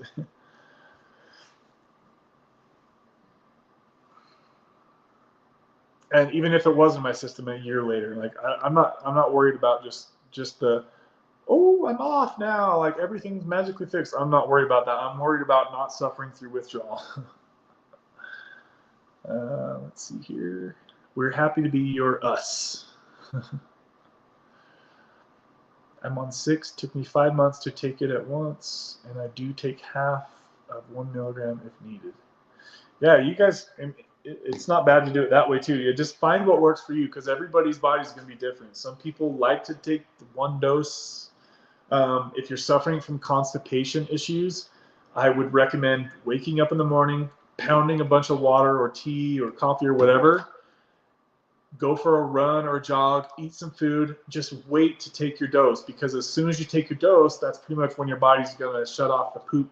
The pooper is going to be stuck for the day, right? So if you haven't been able to poo for a while and you really need to get some stuff out, or you just want to have a better daily regimen to get your poo out, then just wait to take your dose until after you go poo. And then you can take your poo and take your dose and go on with your day. That's the best way to do it, guys. Pound a huge thing of water first thing in the morning. Go for a walk or a run. That will get the bowel stuff going, right, guys? And that should afford you to not have to take stuff like stool softeners. However, if you have to do that, do it. Don't let that stuff sit in your system. Don't go a week or 2 without taking a crap, guys. That's very dangerous and risky and scary, to be honest with you. That's very scary. I've been through that, and I know how scary that is. So don't let it get. Stay up on your poos, right? I know that might be TMI, but it's a serious issue with Sublocade, Suboxone, painkillers. All this stuff is very serious. You need to make sure that you're getting waste out of your body on a daily basis. Okay, let's see here. If I'm on 16 milligrams of subs for 2 years, would the 300 milligram Sublocade shot be a reasonable start? Absolutely, yes. OLED TV, honestly, that would be like the perfect transition from everything that I've researched. Once again, I'm not a doctor, but I have researched a ton of people's stories. If you go from 16 milligrams to the 300 milligram shot, I bet you that would be like the ideal dose, honestly. Like if I was a doctor, which I'm not, I would say, because some people that take that are on 8 milligrams of Suboxone, they go to the 300 milligram shot and it's too strong for them. Now, one thing to keep in mind too, guys, is that even if it is too strong for you, that only lasts usually a few days, up to a week at worst, where you're just feeling sedated like a medicine ball. And then your body will adjust, and every day the dose is slowly going down, right? So it only gets as bad as it gets at first, and then it just slowly gets better from there. So if you're on 8 milligrams of Suboxone, you go to the 300 milligram shot, it's probably going to be strong feeling for a few days, but then you'll be good to go from there. So it's almost like this with every medication, guys. There's an adjustment period, and you just need to expect that it's going to take your body a little bit of time to adjust to the new regimen, right, guys? It's just chalk it up to that. There was an adjustment period from going from painkillers to Suboxone.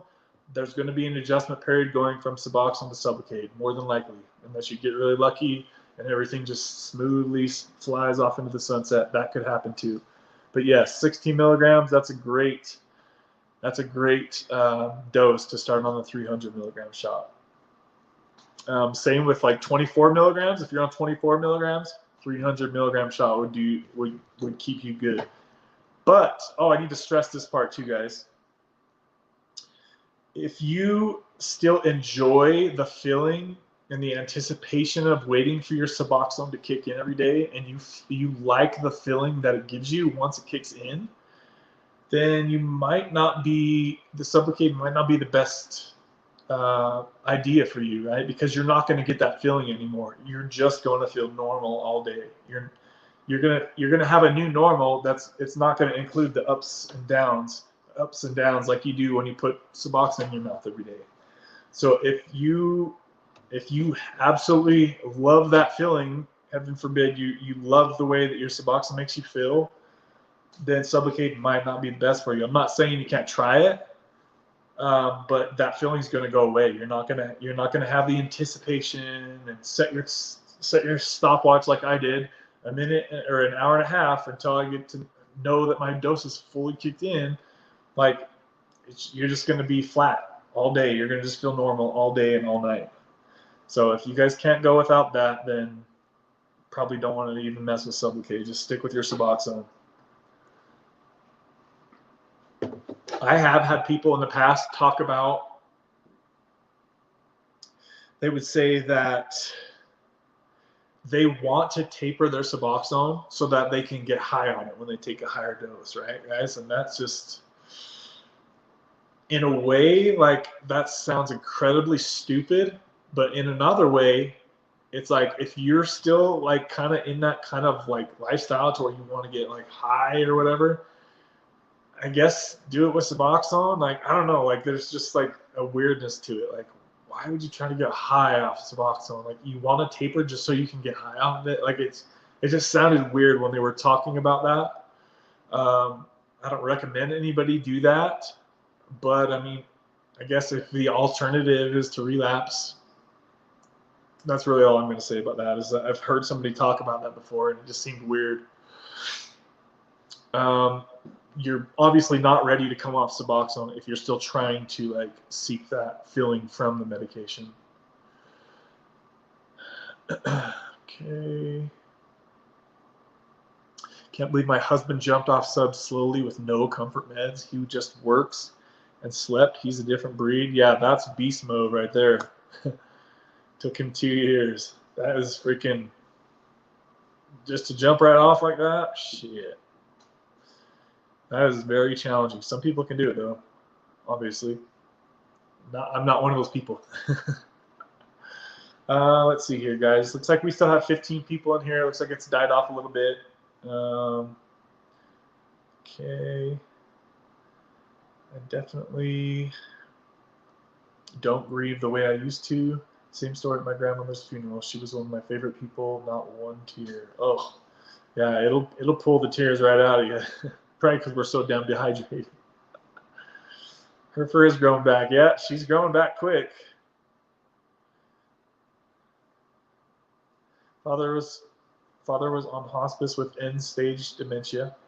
I moved into care for him. He passed when I was with him, and I felt completely numb. This med literally takes the feelings out of the equation. Yeah, wow. That's had to have been hard to go through, Jen. I'm sorry you had to experience that. Yeah, it's crazy how much stuff can numb your soul. His high dose was 24 of subs. They said if this don't work, he'd have to go on methadone. And he's like, I'm done. And he did it, stopped using and everything. I wish I was like that. Yeah, I wish too. That's cool. That's actually a really good idea. If you're on, so if he was on 24 milligrams, and if like 24 milligrams of Sublocade can't hold you over, maybe you need to go up higher to methadone. That's a pretty smart and creative idea. I think it makes sense. I mean, I guess it makes sense. Rather than just trying to, I've seen one guy talk about taking like 8 Suboxone tablets in a day to try to just, whoa, oh God, I could not imagine the feeling that would feel like.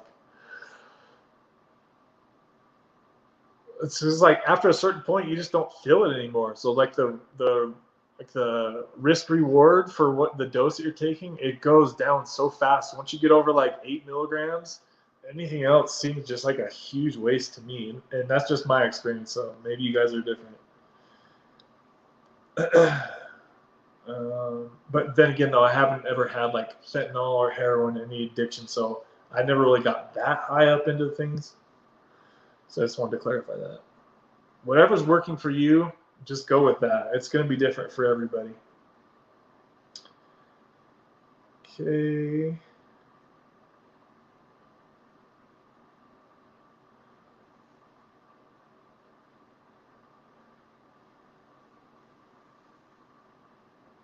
I'm so happy for you. You help a lot of people.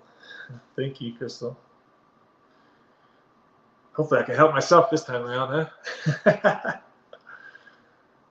was on Agus opiate for almost 30 years. I tried to wean off over a year, and it traumatized me. I'm so scared of having to feel that way again. Thanks for responding. I'm stable, but it's time to stop.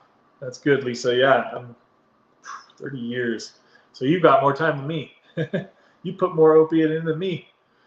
I don't usually see many people talk about that long. You made it that far. Congrats. But definitely watch for my further videos so you can kind of get a better idea of what might work better for you as far as starting on Sublocade.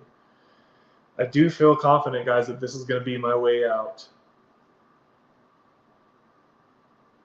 This channel has been a blessing to me. Thank you, Scotty. You've always been kind to me, so I really appreciate that and your support as well.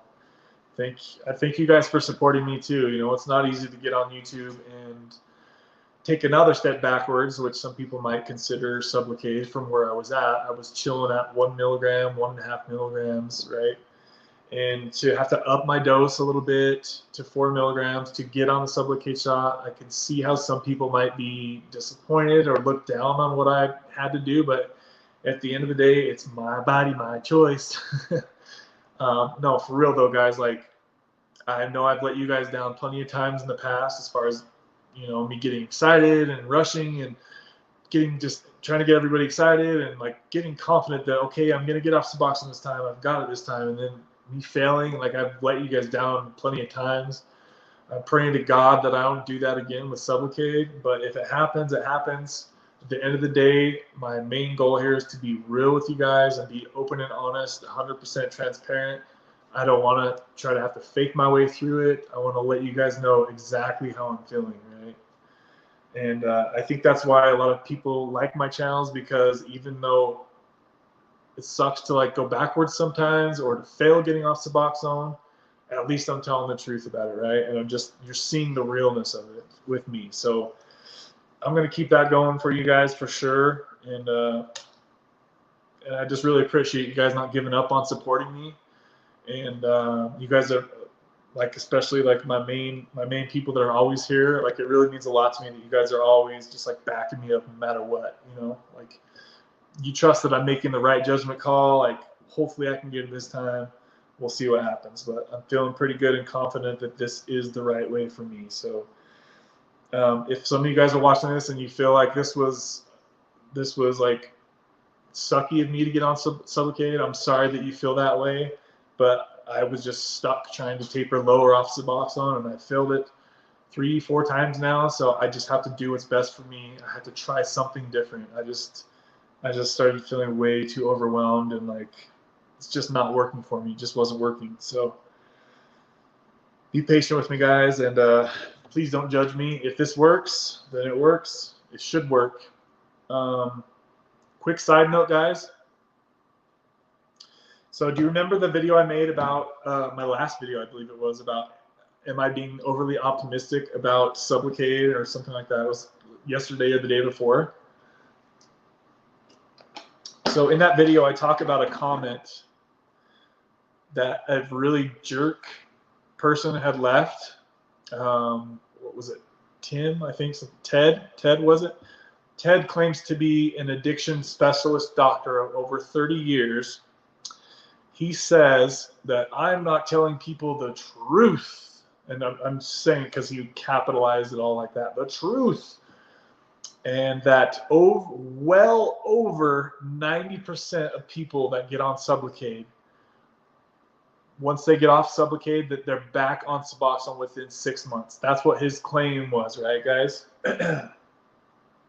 So I let that comment kind of get me down a little bit, honestly, just because it seemed like, okay, well, maybe this is like a wrong move or whatever. So after chalking it up to the guy was probably a troll because I had a comment from him because he was insulting me personally.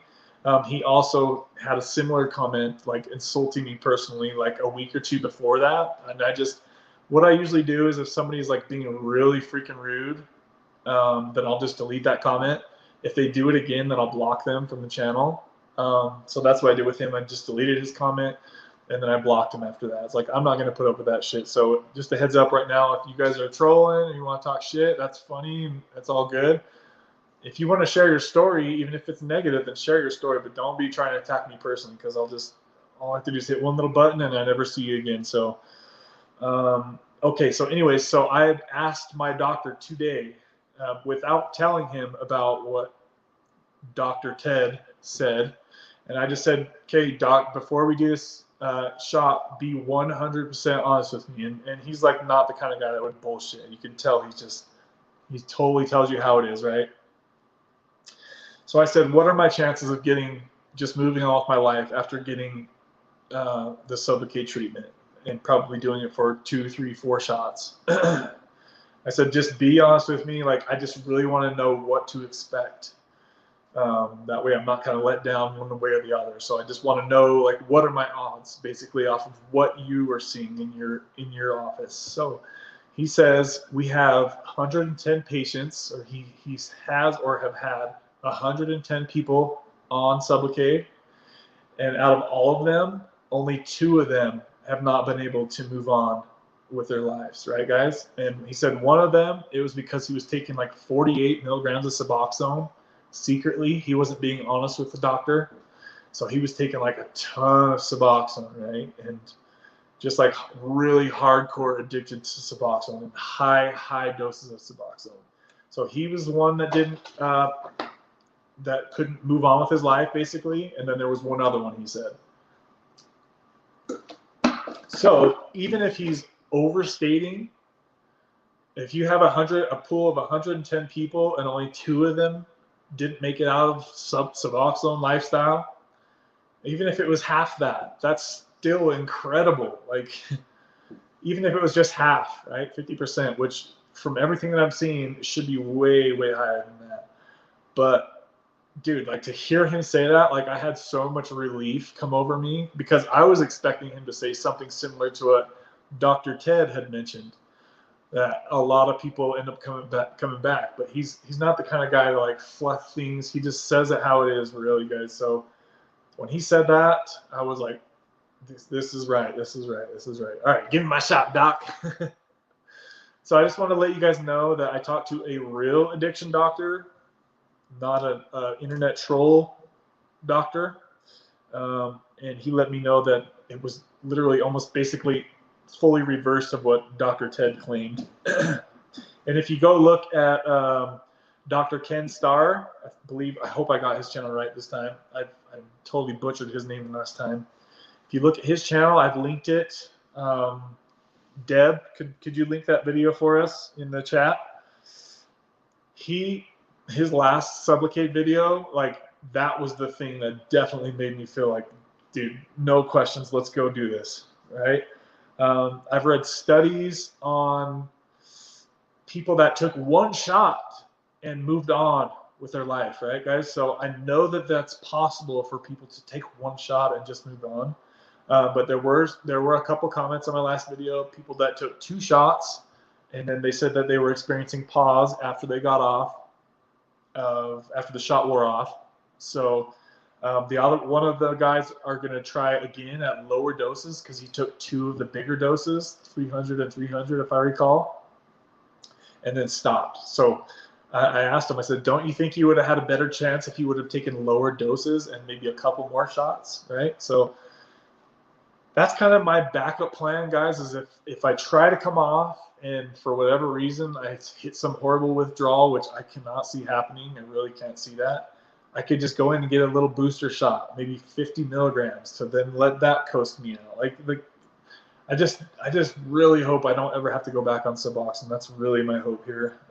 Hopefully I can have my insurance long enough to let me finish out this chapter in my life. That's really important for me to have this insurance, and I'm not sure because if I start like getting my business, if I open another business again, like I probably won't have the insurance. So it's kind of got to figure out what I want to do from here, but we'll see what happens, guys. I just wanted to let you guys know that if anybody cared to hear that. I was really impressed to hear how many people were able to just move on with their life once they got out of Sublocade, got done with Sublocade. He said the other person, they just enjoy their once a month shot and it just keeps them good, so they just keep coming back. That's what he said. So if you need to stay on some sort of maintenance, Sublocade could be a great answer. You know, if you don't have to carry your strips around everywhere, or if you're worried about overtaking them, Jen, if you're worried about overtaking them or you're running out of your script early, if you're ready to feel stable and normal, and your insurance can cover you. I'm going to make a video soon about insurance and different ways to help get Sublocade paid for. So that video is coming soon. There are places out there that will help you cover the rest of what your insurance doesn't cover you, to where you can get the medication basically for free. So that video is coming soon, guys. Let's see, a couple more comments. I'll probably wrap this up in about the next 5-10 minutes. I want to shut this down before it gets to 2 hours. So thank you, Deb. She posted the link to Ken Starr's channel. He gave me a lot of hope in seeing how many people he was having success with getting off of Sublocade. Okay, so go check out that channel. Hey, it worked. Maddie just sent me a super chat. Thanks, brother. So, okay, so it does work. Everything, did that all go through normally, Maddie? Shout out to Maddie, guys, for supporting the channel. He just sent a $1.99 super sticker. I'm glad that that's working. Deb said earlier that she tried to send that and that didn't work. So thank you for letting me know that that works. I really appreciate your support, Maddie. Maddie, my guy. Oh, and I'm watching for Maddie's going to post a video update for us soon, right, Maddie? Hopefully in the next few days, we should watch and see a new video from Matt. So if you guys haven't seen Matt's channel, he came off Suboxone. It says game over. The super sticker he sent. Go check out his channel. It's Lost at 40. I'm sure Deb will post Matt's channel in the... Okay, so he's going to make a video soon. He's going to give us an update. I don't really want to spoil it. So he's going to give us an update. There are some interesting things that he's had happen in his recent time off of Suboxone. So we're interested to see what he's gone through since he's gotten off Suboxone. So go check out his channel, Lost at 40. Support him. He came off Suboxone successfully with a high dose of THC. I thought that was super interesting. how he did that. I've never seen anybody do it the way he did it. So go check out his channel if you want to see how he got off Sublocade, guys. Thanks again for the $1.99 super sticker, Maddie. Let's see here.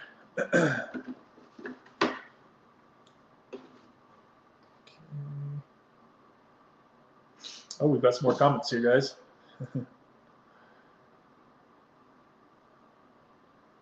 Damn, you guys are getting the comments on today. Look at you guys. All right, this might go on a little longer than I thought.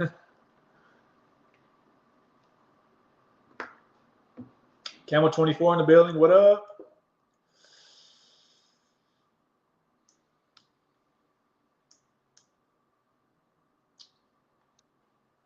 Scotty coming through with the $10 super chat, baby. Lightweight, baby. He says, I owe you for this, having to read all my pointless chats. No, dude. First of all, thank you so much for the $10 super chat. You just bought me 2 cartons of egg whites, brother. 2. You know what? Let me get this shit.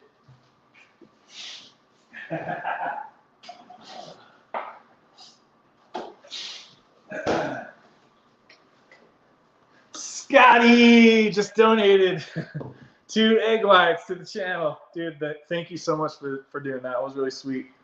But no, your chats are not pointless at all, brother. Trust me, I've read all of your comments, and you're always like supporting me and like trying to help others. So, dude, totally appreciate that, and I enjoy reading all of your comments. So thank you for that as well. Let's see here. I know you're on TRT, but do you ever dabble in SARMs, HGH, Anavar, or any TRT add-ons? That's a great question, Oli DTV. Oh. Hold on, we got Rachel just sent another super sticker. She donated an egg white carton. Thank you very much, Rachel B. You are such a sweetheart. You guys are freaking awesome. I appreciate you guys donating to the Egg White Fund. That's my Egg White Fund gang right there. Rachel didn't even say anything, I don't think. Did she? It's not popped up on this phone yet. Hold on. Let me see if it pops up. Shit. Cindy Moore, too. $2.99. You guys are spoiling me today. Cindy Moore, thank you. Thank you very much. That is a, what is that?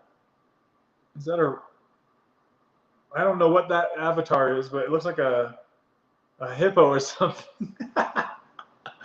Thank you, Cindy. You guys are too freaking sweet to me. I really appreciate the love and support. You guys showing me some egg white fun love.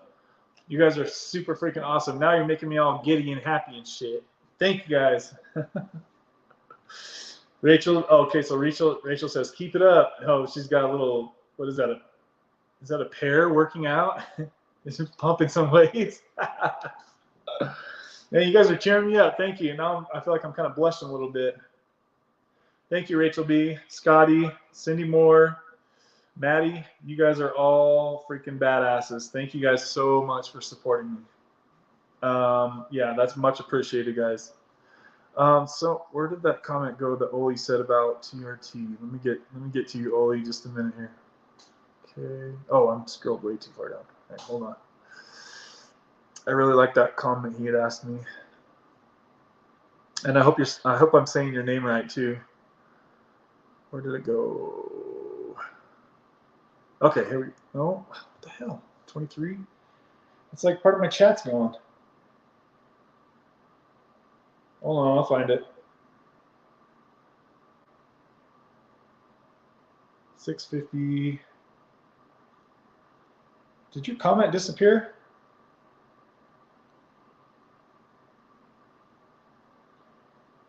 Well, I can't find his comment now. Oh, okay, here we go. I know you're on TRT, but do you ever dabble in SARMs, HGH? Never taken SARMs, never taken HGH. I have taken Anavar, and I have added on to my TRT. So what that looks like for me, and this is just me being 100% honest with you guys, I don't take steroid cycles. I don't do that anymore. I do have a video I need to make that shows you guys when I was on steroids. So if you think I'm on steroids now, wait till you see the video when I was actually on steroids. So that being said, my TRT dose is 160 milligrams of testosterone every 6 days. As far as any add-ons, like occasionally in summer months, I might take a small dose of Anabar to go with my TRT, like maybe 10 to 20 milligrams a day, like very low dose stuff, just to kind of help my physique harden up and like lean out a little bit, just look a little leaner and harder.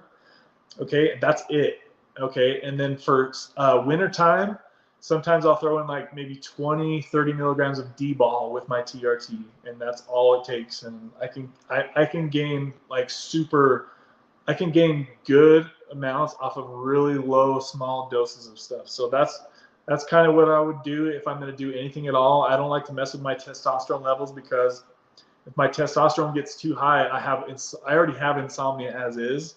And this didn't happen until I got over like 30 years old, right? Like in my 20s, I could take high doses of steroids, sleep like a baby. But when you get older, this shit actually makes a difference. So like if I was to go 500 milligrams of test right now, I would not be able to sleep, because it just keeps my body like, you know, wide awake. But I have pretty good experience taking PEDs.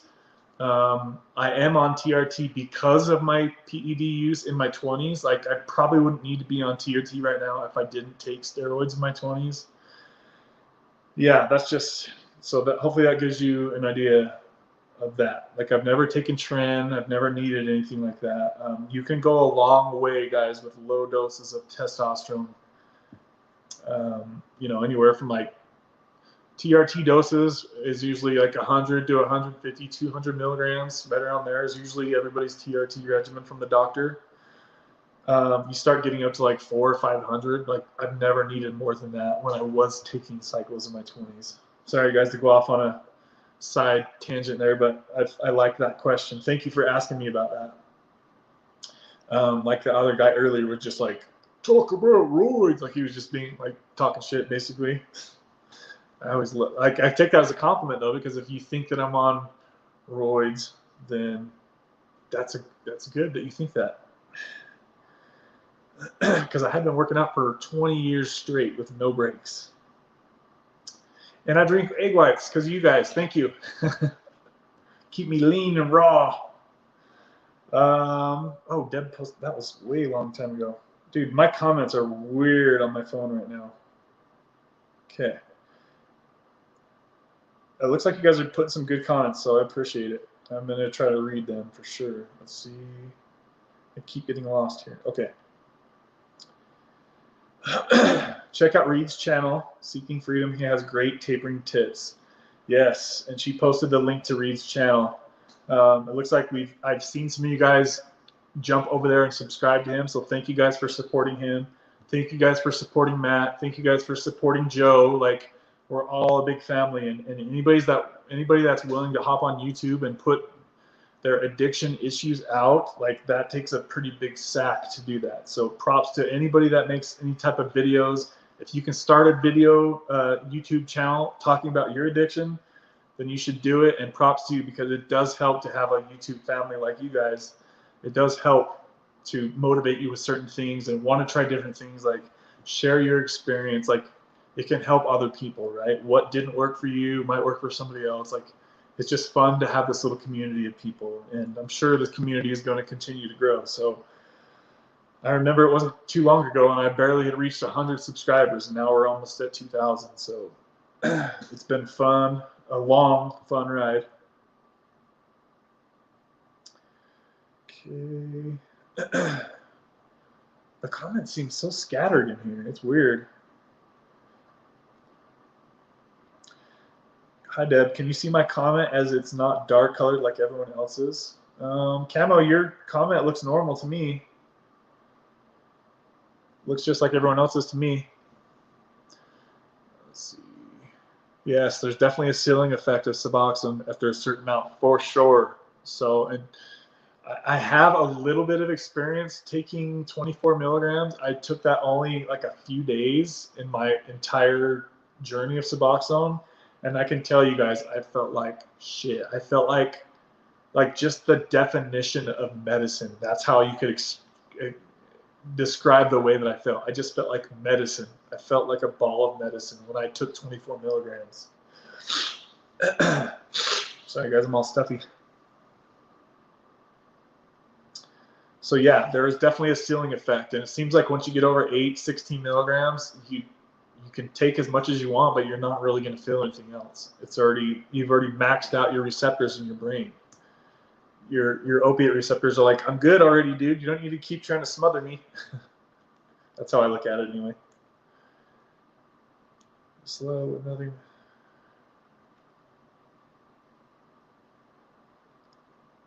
"27 years of opiates for Zach." Woo! So we've got some experience up in here. 2 hours, just past 2 hour mark, guys. Thank you. I can't believe you guys are still sitting here chilling with me over 2 hours. Salute to you guys. I don't know how I can just ramble on about this stuff for hours on end. It still shows Maddie's super chat on there. What the heck? That's weird that it's just staying there. Only his is the only one staying there. Let's see here. Scotty says, "You've never let us down, only informed us." Yeah, there you go. That's a way to look at it. See, always putting a positive spin on things. My kind of guy. I've always appreciated the honesty. Yeah, that's definitely something that I kind of pride myself in. Like I would not feel right getting on here and telling. Anybody could easily lie about, oh, I'm, this many days off, and nobody would ever know, right? But I just can't do that. Like, my guilty conscience would come through way too hard if I was lying to you guys about my success on certain doses or whatever. Like, that's just not how I roll at all. That totally defeats like every bit of everything that I've done on this channel. Like, that would smack myself in the face if I was lying to you guys about anything like that. So I would never do that to you guys. Like, what would the point be in getting on lying about certain achievements you haven't really done? Like, that sounds so dumb to me. But some people, I'm sure, do that, Let's see here. Sorry, I'm so scattered in these comments, guys. Let's see here. Yes, I see your comments. Kev is just a little bit behind. Yeah, I'm trying to catch up. Okay. All right, I'm getting caught up here, guys. You're an inspiration for fitness and health. Keep going. Thank you. Good game. I kind of want to make more fitness videos, but I feel like not many people watch them. Like more fitness, health and fitness, diet stuff. Like, I just don't feel like many people on this channel are really that interested in fitness stuff. But maybe I'm wrong. If I'm wrong, let me know in the comments. Or if there's certain type of fitness stuff you want to know about or hear about, like Oli asked a little bit about, like, if I've tried SARMs and stuff. If there's any fitness freaks out there you want to know anything like fitness related, even if you're watching this video on the replay, please let me know in the comments if there's some kind of topic you want me to make a video on.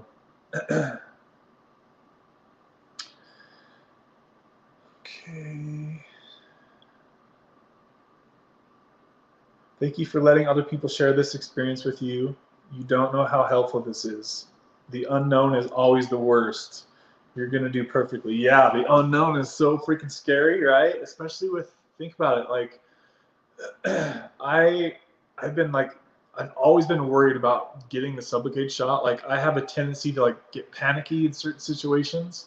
I had a full-blown panic attack at a ride at the museum, the amusement park, whatever it's called.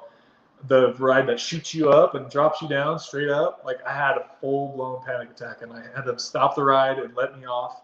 Like, I felt so panicky on that machine because you guys know that guy. I think it was in Florida. He fell off and died, just splattered right on the ground. Between that and just the feeling, I was so scrunched in, so tight, like I couldn't breathe, even though I could obviously breathe. I was like, babe, I can't breathe. I don't know what to do. And I was like, hey, I was like, stop the ride. Everybody was looking at me like I'm crazy ass. Dude, I didn't care. My heart was going so fast. I felt like I can't breathe and I'm going to fall off this ride. Like, that's the only thing that could go through my head. So I freaked out and they let me off. But I was always like worried about the injection. Like, once it's in there, like, it's stuck. It's there, right? And then that's kind of like a big hurdle emotionally that I had to get over about the Sublocade. Is like, what if I have a panic attack and I want this thing out of me, but it's there, right?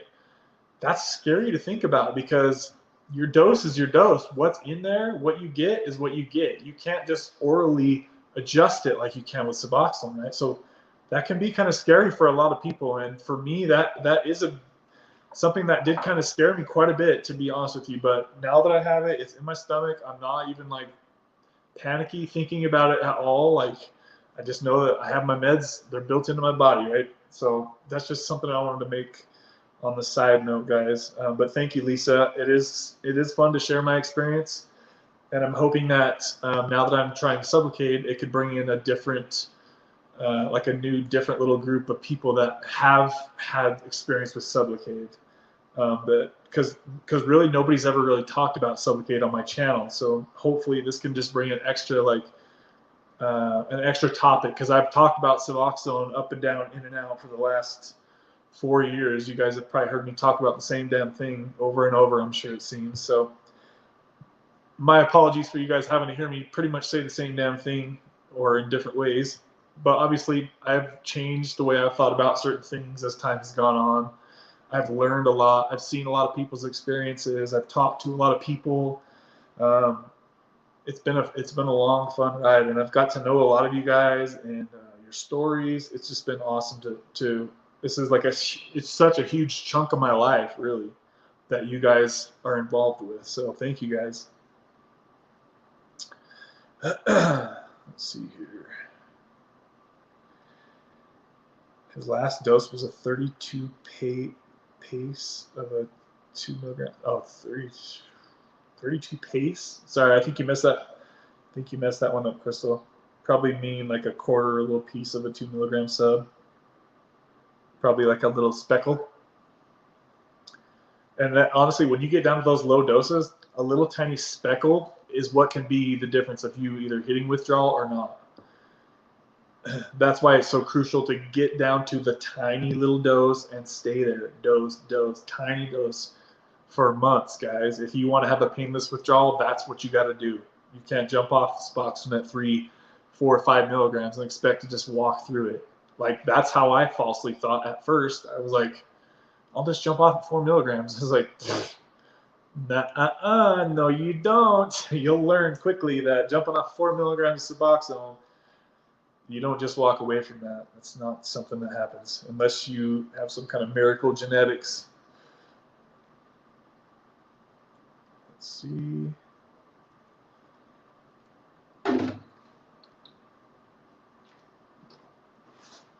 What else have we got here? What other comments we got here? Your experience has always reminded me of my own experience. That's why I come back. You are sharing your personal experiences with something I'm trying very hard to do. Yes. I'm glad you keep coming back.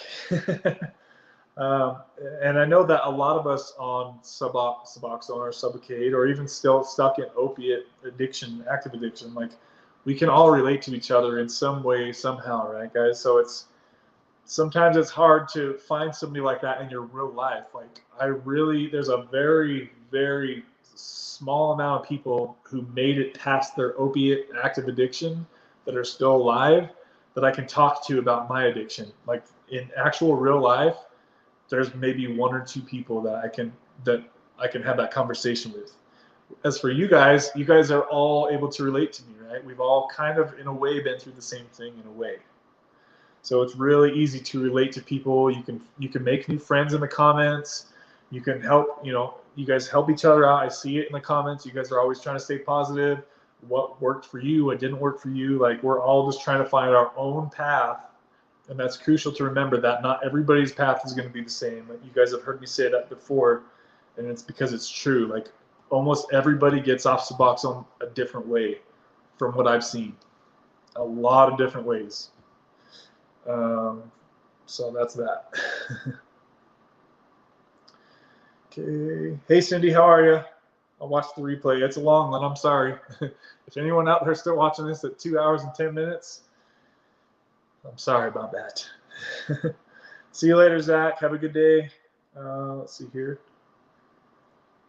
Deb says, Matt, my super chat didn't show. Yeah, I didn't see a super chat from you, Deb. It must not have worked somehow.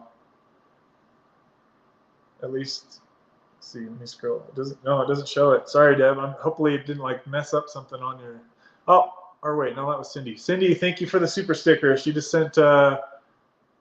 Wait, Cindy, you sent another one. Thank you. Is that you? I'm trying to see on that phone. Yeah, Cindy just sent another super sticker, $1.99. Thank you, Cindy. That's very sweet of you. One up, she says. Cindy, you've always been here too. I can remember your comments from way back in the day. You've always been here to support me, so I really appreciate your always being sweet too in the comments. So thank you, Cindy, and obviously for your egg white support. Thank you for that as well. Looks like we're down to only 11 people in here. Looks like some people are getting sick of me. So if you guys have any final comments, please throw them in there now. If you have any other questions that you want to know about anything, just throw it in there now, guys. Whatever you got, throw it out there. Probably wrap up here in the next 5 minutes or so, because I feel bad that this is already over 2 freaking hours. I wasn't even going to live stream today, and a part of me just said, actually, no, you need to live stream because this is a big part of your transition today. Right now, this moment is a big part of my transition, right? I'm going from Suboxone to Sublocade. Like, it's a big change, so I need to make a video. So that's why we're here. I'm glad I didn't skip today because it looks like a lot of people are having a lot of good comments and talking about a lot of good stuff. So Cindy says, you deserve to be spoiled with trophy signs. Thank you, Cindy. You're such a doll. Thank you so much for that. I love you too, Deb. Thank you for saying that. I cannot put a value on this kind of fellowship. Yeah, you really can't, guys. It's to have this kind of connection, you know what I mean? With we're just random people on the internet. Everybody in the chat is from all over the country, right? Some people are not even from the States. I mean, I see some people from freaking, I don't know, all over the world. I've seen comments of people just like, it's cool to have this one little safe space to where everybody can go and not be judged and just be able to speak your mind and ask questions and find out what works. And then you get off this little phone or computer and then you apply something that somebody said and it could probably make your life a little better, right? Like, it's a place to go to get information. That's really all this channel is a bunch of information and support. We support each other, guys. And when you're going through addiction, the last thing you want to do is feel like there's nobody in the world that understands you, right, guys? So I agree with you, Scotty, for sure. Cindy Moore says, subscribe. She took 24 milligrams a day for 2 years. How did you feel on 24 milligrams? That's a big dose, Cindy. I almost wrecked my car that first day. First day on 24 milligrams, I could see how that could happen. Yeah, be very careful. If you guys are new to Suboxone and you take a big dose, be careful because it could hit you really hard after like an hour or two. And when that kicks in, it might overwhelm you, and some people cannot drive a car or even walk very well, to be honest with you. There is really a great group of people here. Yep, I agree, Rachel, and it's going to continue to grow from here. So, and I'm going to remember all you guys that have been sticking with me through these low times when things, you know, it's just a small little channel right now. I'm going to remember in next 5 or 10 years when this channel starts to gain more traction, I'm going to remember these conversations that we're having with you guys, and I appreciate you guys supporting me when I'm just a little peon YouTuber. You guys are like the roots of the foundation here. Let's see here. Trevor, what's up? I like your truck, dude. Is that what is that, a Chev Silverado 1500? 6-inch lift. You probably got 35s or 37s on there, right? Is it like a 02 Silverado? How close am I? It's a good looking truck, man. How long on the shot? I got the shot 5 hours ago. 5 hours ago now. I've got the shot 5 hours ago, and so far so good, man. I'm going to make a video tomorrow after like the 24-hour mark, just so I know. Like, I'm mostly excited to see how I feel in the morning. I want to see the difference that it feels to already have the medication versus waking up on E, right? Because you slept through the night, your dose is on E. So I'm excited to see how tomorrow morning goes. Let's see here. I hope that answers your question, Trevor. Or did you mean how long am I going to be on the shot? If that's your question, then at this moment, I don't know yet.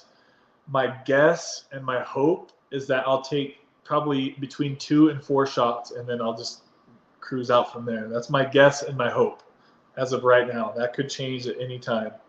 I might end up just getting this 1 shot and being done. Who knows? But I'm thinking I'll probably get 2 to 3 to possibly 4, like maybe 1 right before Christmas, like a tiny little dose. Because you guys know I'm all about tapering. Let's see here. 7.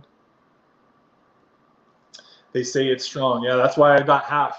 So I took half the dose, Trevor. I got 150 milligrams, which is half of the 300 milligram shot.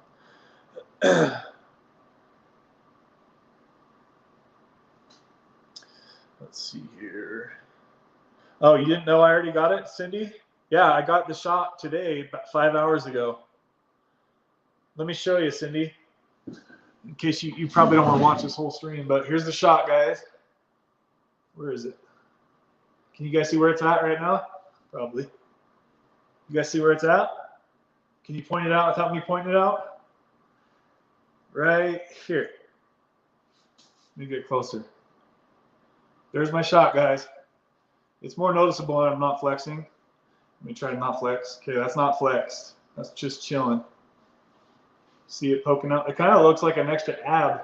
You can see it right there. So when I flex, it kind of goes away. You can't really see it, huh? And that's as big as it's going to be, guys. Obviously, it's constantly shrieking every minute. So I got my little med patch, my little med poke. Like, if you guys didn't know that was there, do you think you would even notice that if I didn't point that out? Trevor says, I tried to talk to my doc about it. She didn't have much to say about it. So, Trevor, she probably doesn't have much experience with it, is likely what's going on there. If you're interested in it, you might want to make a few phone calls. Find another person who specializes in Suboxone, and usually it's that kind of a person that sees a lot of patients for Suboxone. More than likely, they're going to be the kind of person that is going to be doing Sublocade shot. If you go to like a normal family doctor, they more than likely won't have a lot of experience with Suboxone or Sublocade, especially. That's going to be your best bet, is to find somebody that is specifically like an addiction type clinic or office.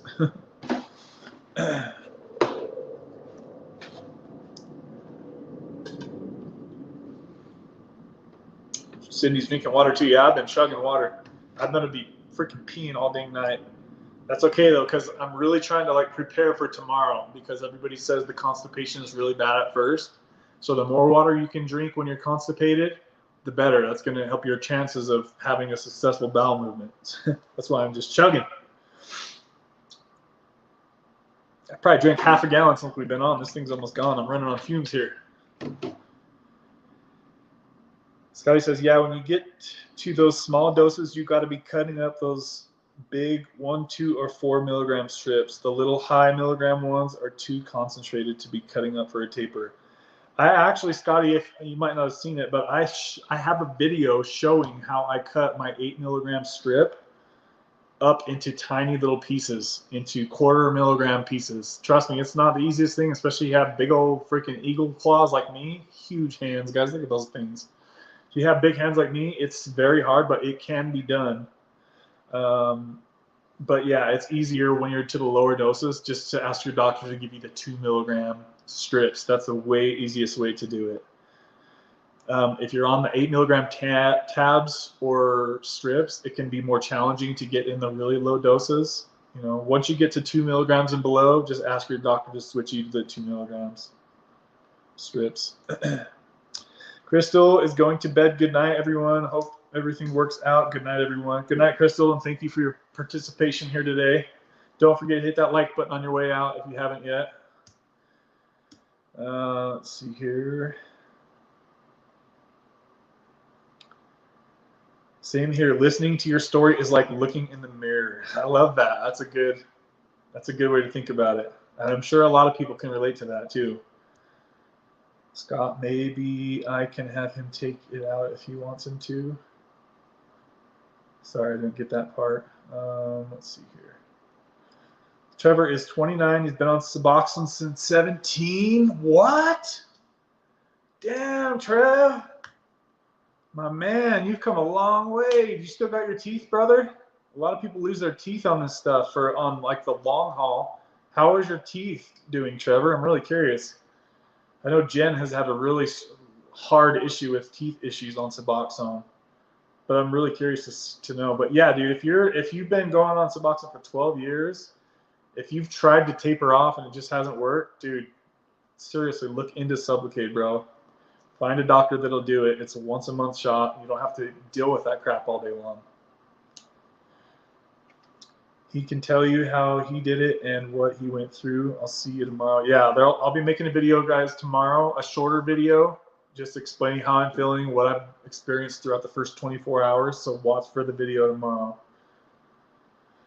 I just found out that you've already been to the doctor. Yeah, I got shot earlier today. Let's see, Camo says, Kev, do you or Deb still have my email address? No, I don't.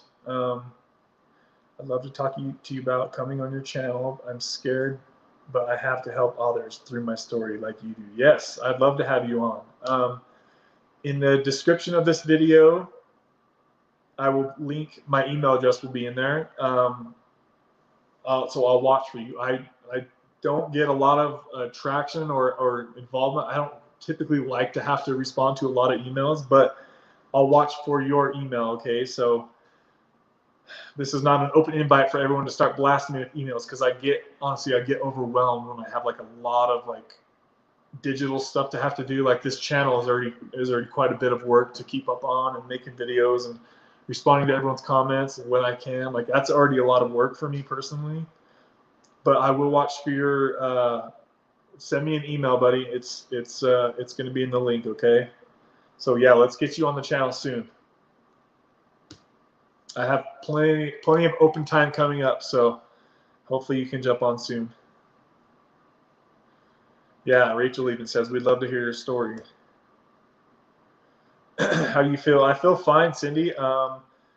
Normally, if I didn't have my second dose right now at this time at night, I would definitely be feeling uncomfortable, and that's all I could think about. But honestly, it's not even thinking about in my brain. I need to take a second shot.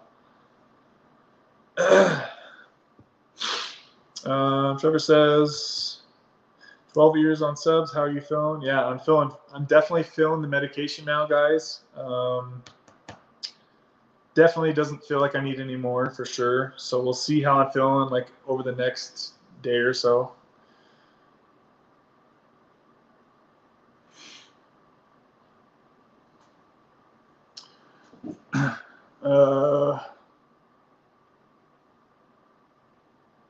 Okay, puts his email somewhere in the channel.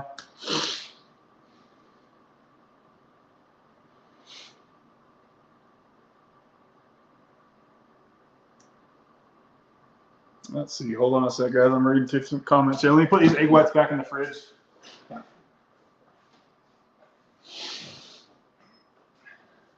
I know these egg whites have been on there for a while. Izzy, come here. Sorry, guys. This stream has gone on so freaking long. Let's see here. Sub shots. Okay, so Trevor says, I tried sub shots for 7 years. I stopped and still take it under the tongue. What you did here is a lot different, though. Let's see here. I can see it, but only because I'm looking for it. My 7-pack, Scotty says. Dude, that's a good way to think about it. Let's see here. Okay. All right, guys, I gotta tell you something. Like, this is like serious shit.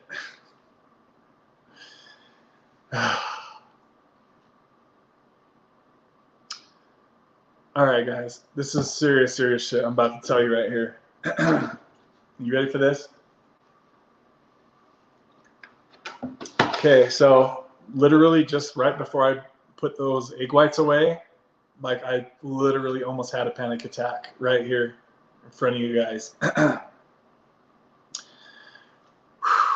I'm glad you guys are here too, because like I feel the drum roll. Scotty says, like I just like out of nowhere, I like really felt like the strong sensation of the medication kicking in, guys. And somebody hit. I'm kind of getting like nervous even right now just talking about it. But like that thought of the panic feeling just hit me all at once, just right now, right before I put those. Like I'm literally shaking right now. You guys, I don't know if you can see that, but like I had this overwhelming feeling come over me, like, oh shit, this is strong.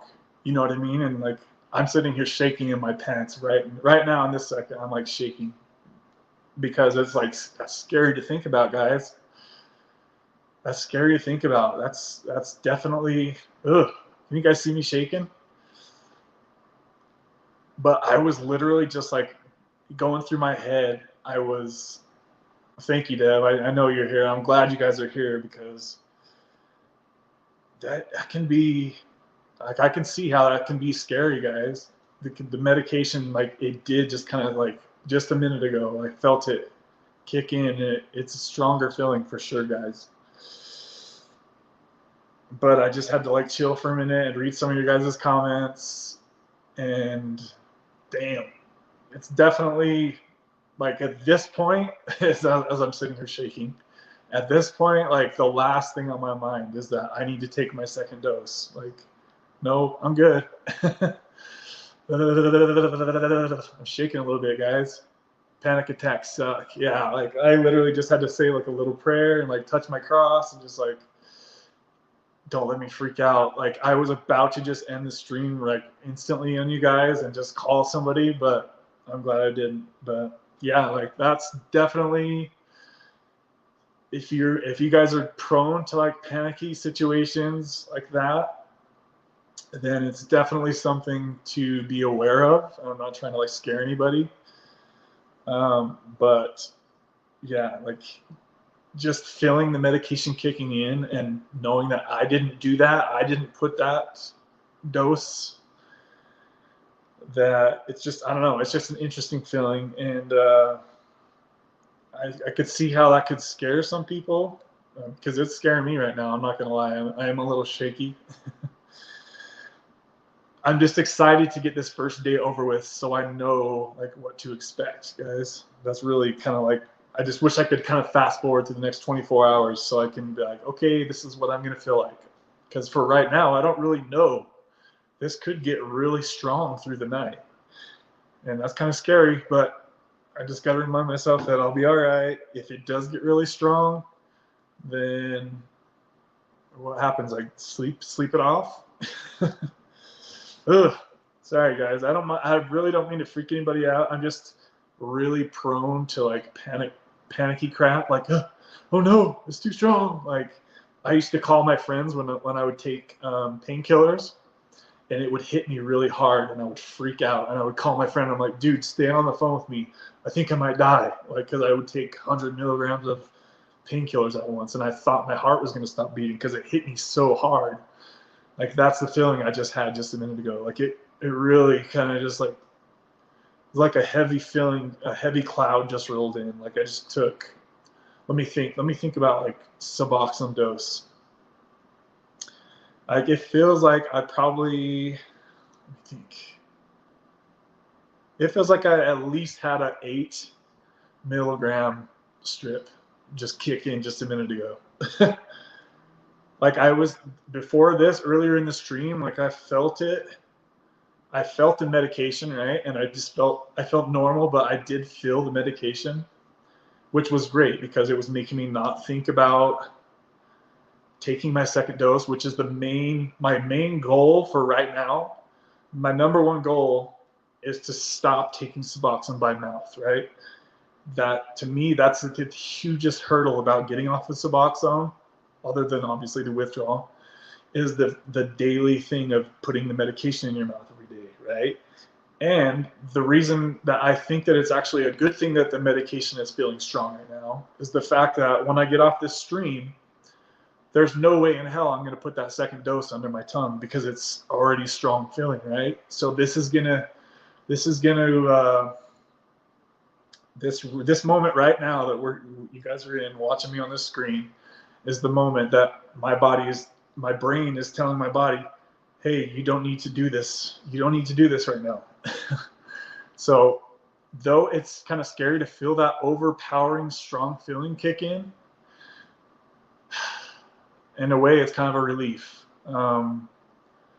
because at least right now in this moment, I'm not feeling like, oh no, I hope me having him get rid of half the dose was the wrong move. Like, am I going to be going into withdrawals because I don't have enough Suboxone now? Like, that's the last feeling on my mind right now. So I'm glad at this specific moment, I'm really glad that I took half the dose of 150 milligrams, because if that feeling that I just felt was twice as strong,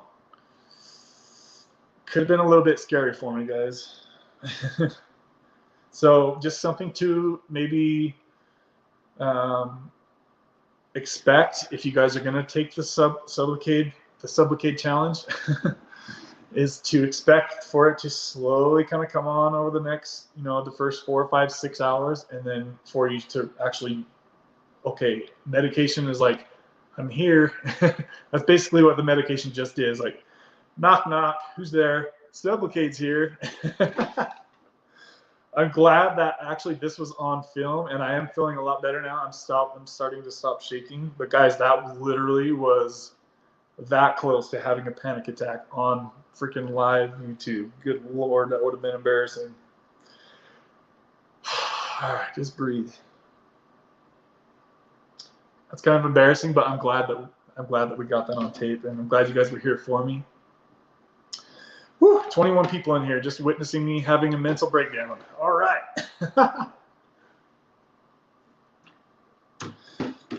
If you are watching this on the replay and you actually watched this long in the video, 2.5 hours, this is now the longest stream I've ever done, guys. So shout out to you guys for sticking with my goofy ass for 2.5 hours, watching me almost have a panic attack on live YouTube. So freaking embarrassing. But I feel like that panic attack vibe has like came and gone. Dude, that was a crazy feeling. Oh, I'm a little scared it's going to happen again, but at least if it happens, like, what am I going to do, guys? Like, what can I do? I can't do nothing. That's what's kind of scary about it. Whew. Give me some recommendations, guys. If that happens again, what can I do? Just pray? What else can I do? Will you guys pray for me, please? I really appreciate it that I don't freak myself out somehow, because I'm so OCD that sometimes my brain will just sit there and focus on something that I shouldn't focus on, and I'll drive myself crazy. So if you guys have any recommendations for if I get that overwhelming feeling again, please post it in the comments. All right, I can breathe for a minute, and let me get back to some comments. Whew. Okay. Deb says, my abs went away 20 years ago. No, it's not noticeable at all. Let's see. Hey, Jennifer's back. I want to say good night and talk to you soon. Can't wait to do some catching up on your videos. Thank you for all you do, and I hope everything works out for you. Thank you, Jennifer, and have a good night. And I appreciate you coming on here and chatting with us and sharing your story and being vulnerable. That's awesome.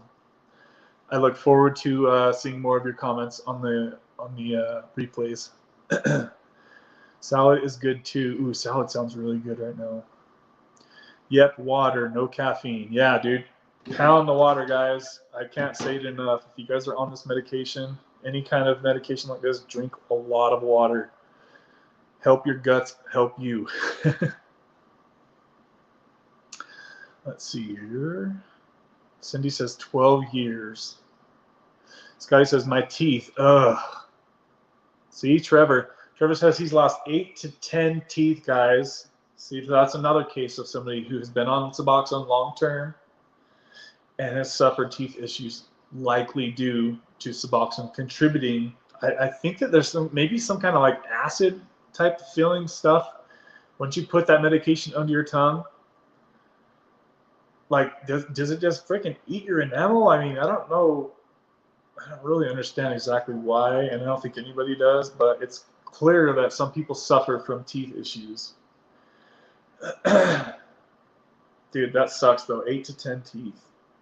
Scotty says I'm paranoid on camera, but these guys give me a lot of love.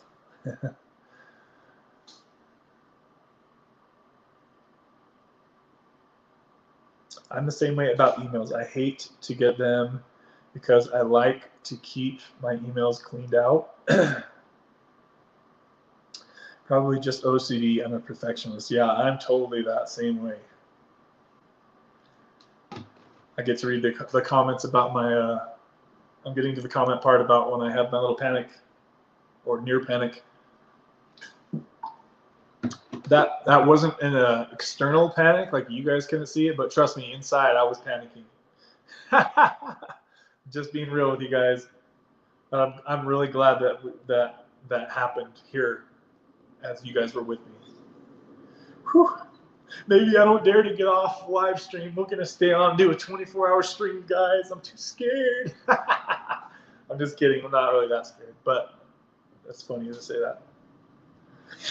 Oh, Camo. Yeah, I think I've seen you talk about this. It says, I started Sublocade 2 weeks ago. This is my second time on it, but successfully came off of it the first time. Oh, that's cool, dude. Dude, you should leave, or if you're still here, you should give me more of a story. Like,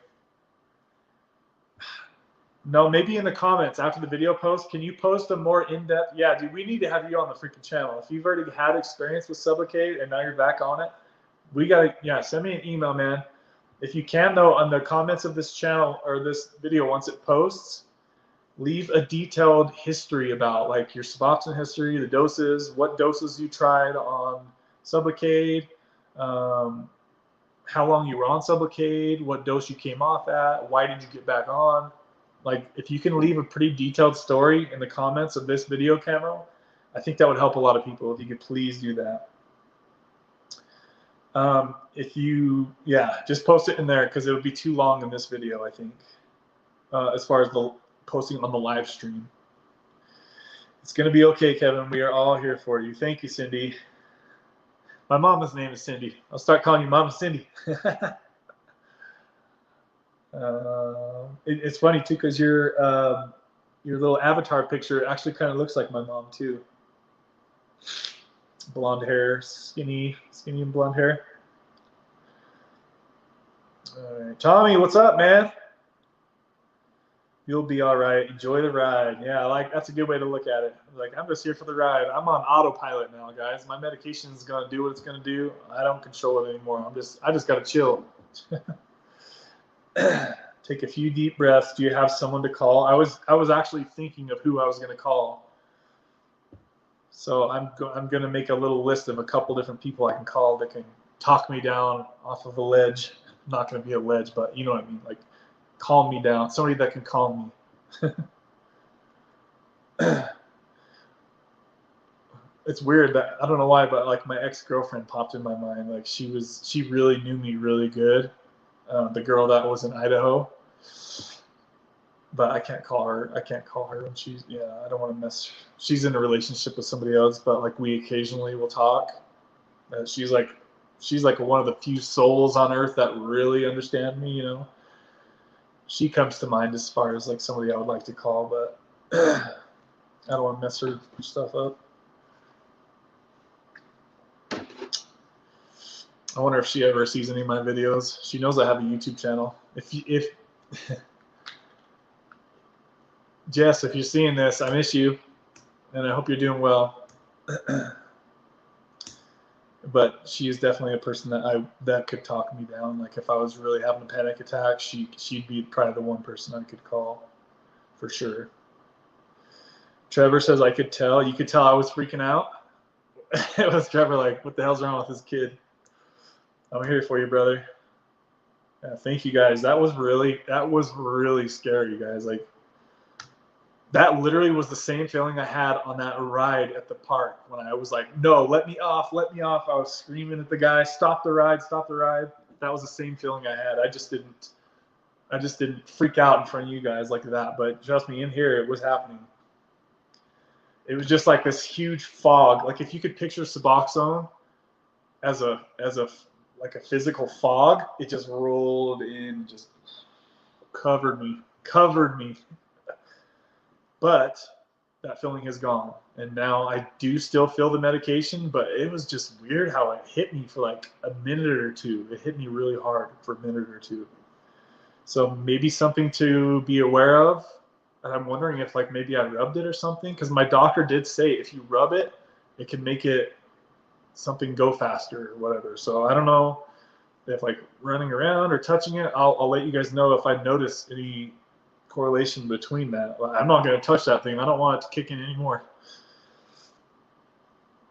I get mad about anxiety without anything, so I get it. Panic attacks suck. We're all here with you and know exactly what they feel like. Ugh, that was sucky.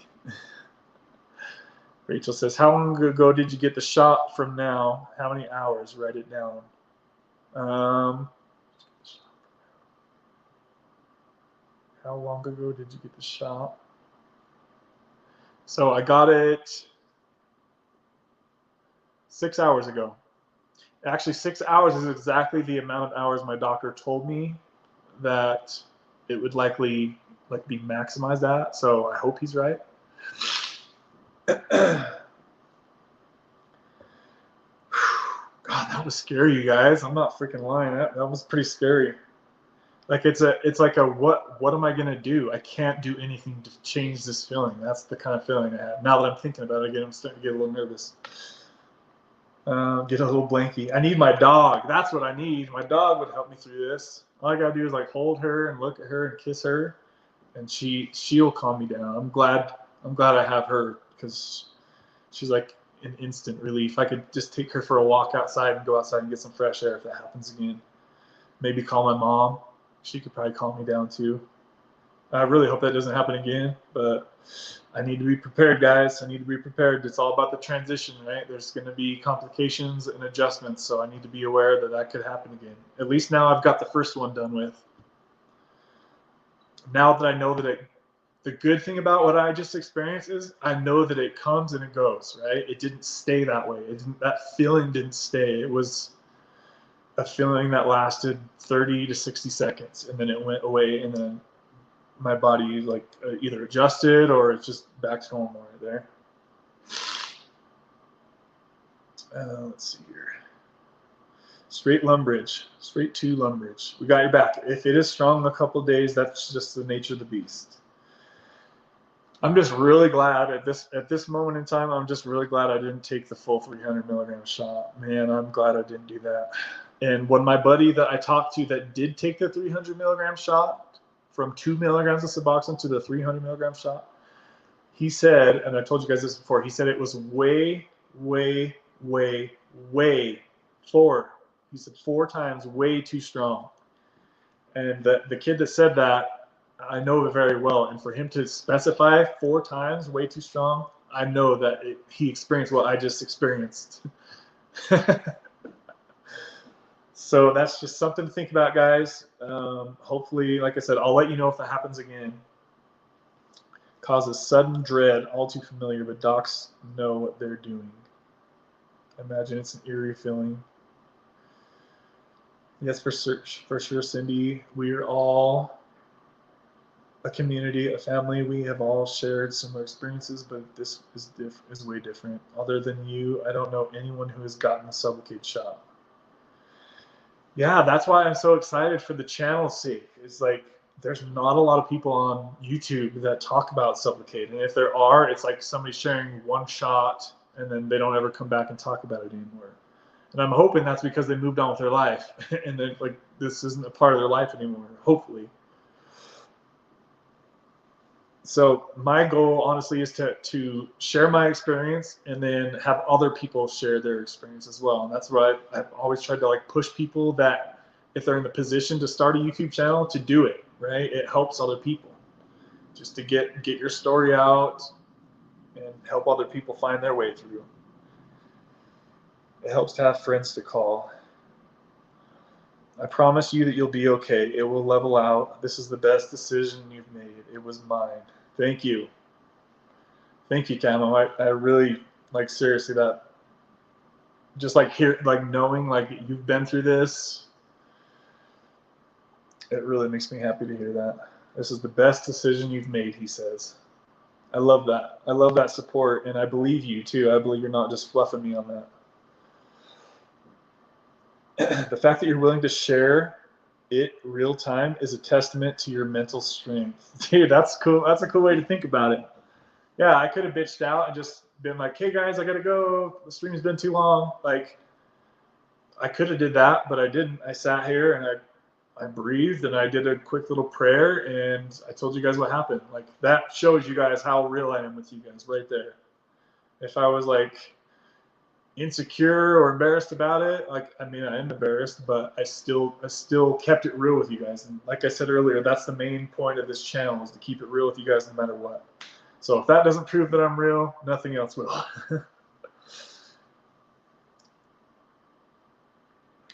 Is it a familiar feeling to when you first took Suboxone? Rachel, that's a freaking cool ass question. Thank you for saying that. Yes, it is. It really was. Yes, that I do feel some familiar, like, I remember when I first took Suboxone and it kicked in hard.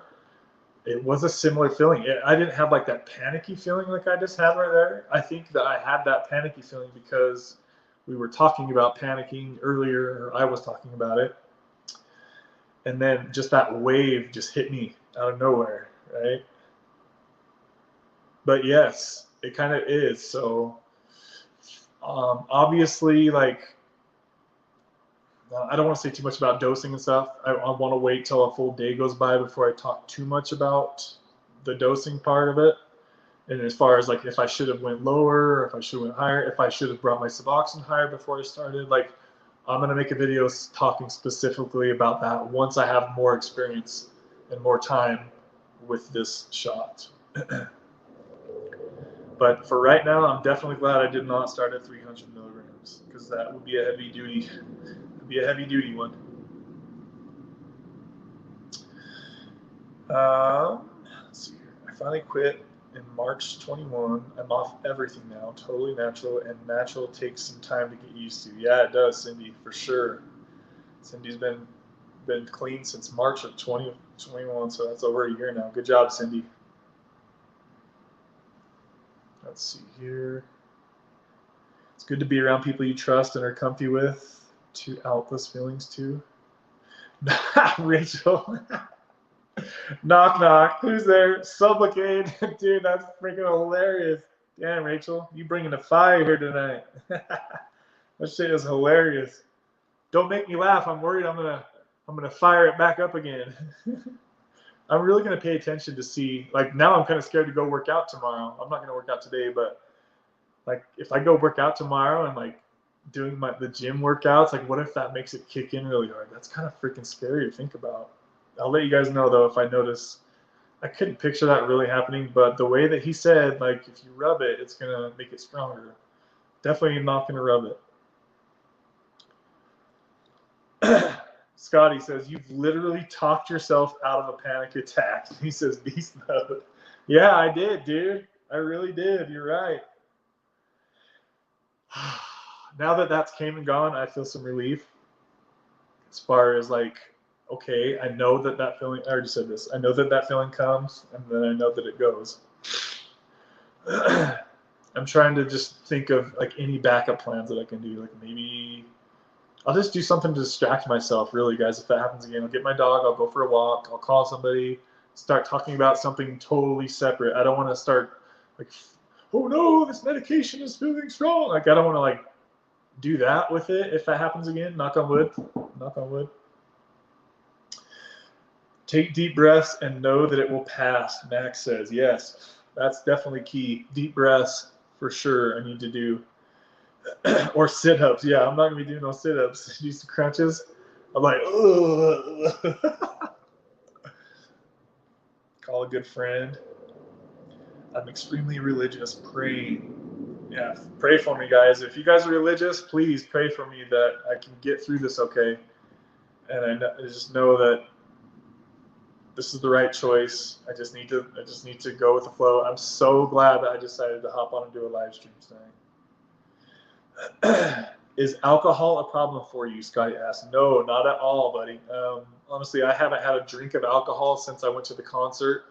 What concert was that? Jason Aldean, like a month or two ago, something, whatever that was. And I felt like crap. A nip of 100 proof would probably kill it. Yeah, I have some alcohol, but I haven't drank any for over a month. I definitely am not a drinker.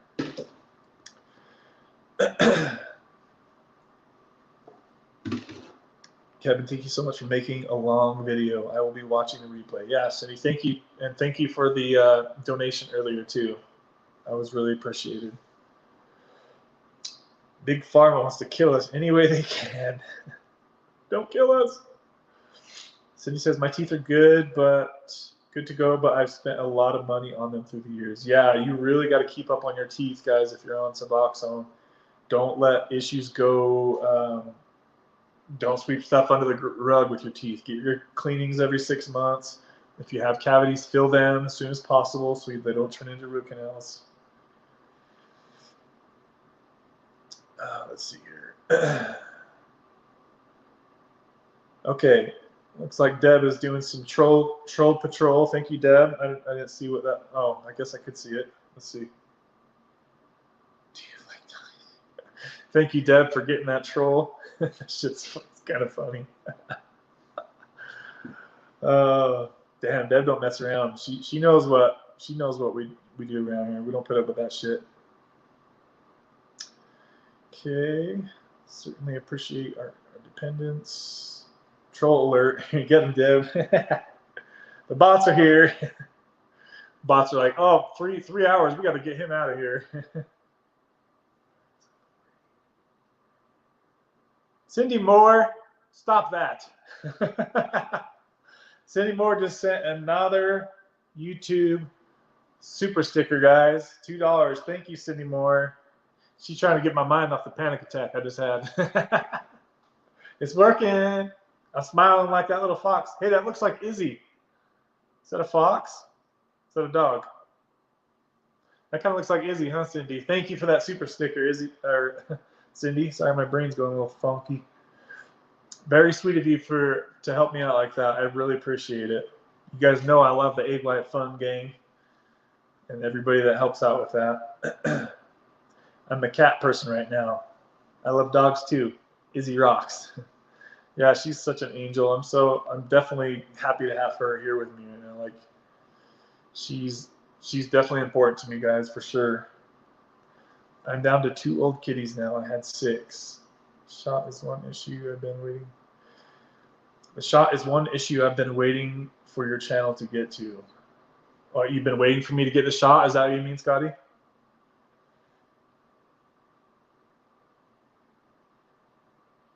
Let's see here. Same drug family, but 253. Okay, guys, we gotta shut this down by about 3 hours, just to say that I did a 3-hour live stream. We'll make it go till 3. Okay, guys. If you guys have any final, Deb says, yeah, Kev, it's Mama Cindy. If you guys have any final suggestions on what I can do if I have another like overwhelming feeling of medication hitting me, if I have that feeling again, what do you guys recommend that I do? What's some creative ideas that you would do if that happened to you? Just looking for any little tips or different ideas that I could think of.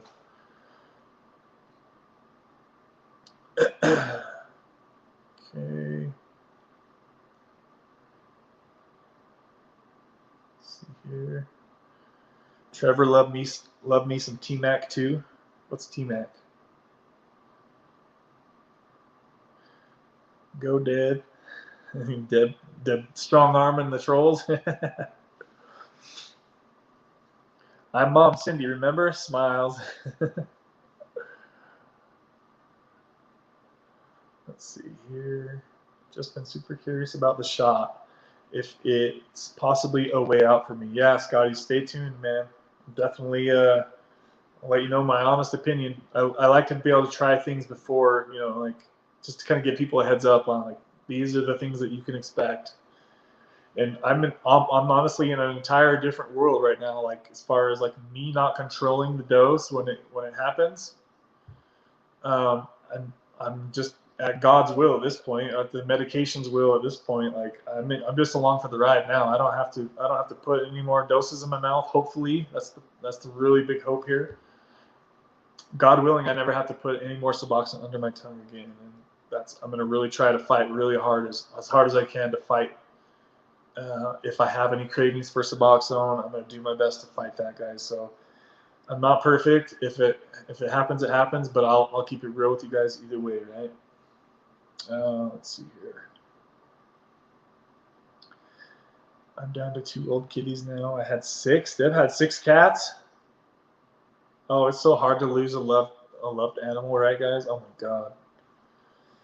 When I lost Jersey, my little Chihuahua, I had her for 15 years. Oh, for a guy that doesn't have any kids, like that was my child. She was my child. To watch her take her last breath, oh, the hardest thing I've ever had to do. The shot. Oh, I'm already got that. Let's see here. Ooh, a cool shower. That's a hell of an idea, Cindy.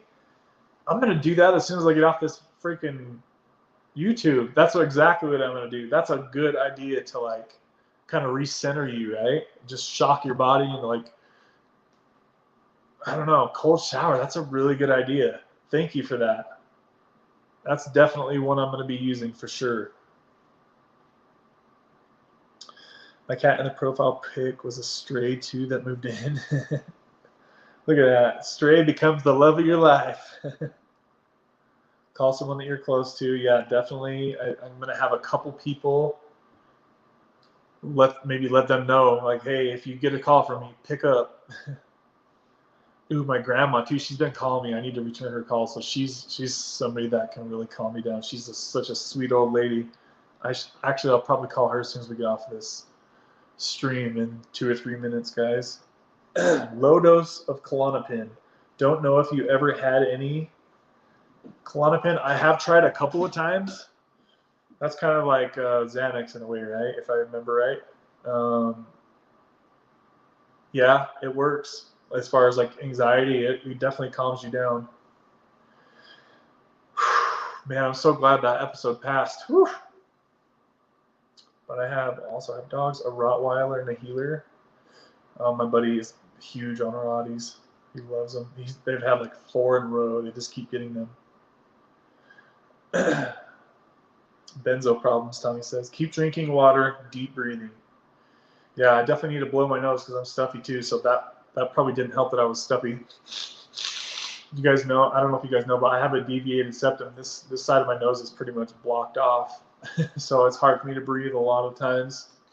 I'd like to have surgery to fix that sometime, but get to it when we get to it. Any of you guys out there have a deviated septum and know how hard it is to breathe? Post in the comments below. Also, if you've gotten that surgery fixed, like was it a game changer? Did it pretty much? I've heard a lot of people talk about how it almost changed their whole life just being able to breathe normally. Because listen to this, guys. Listen. This is my good side, and that's still shitty, right? This is my bad side. Dude, that's like no air going through there. I know a lot of it's because I've been sitting here talking for 3 hours straight. My body's like, what are you doing to me? So, but still, dude, that sucks. That's shitty airflow, especially if you're having a big nose, dude. If you got a big nose, you should be able to fucking breathe out of that bad boy.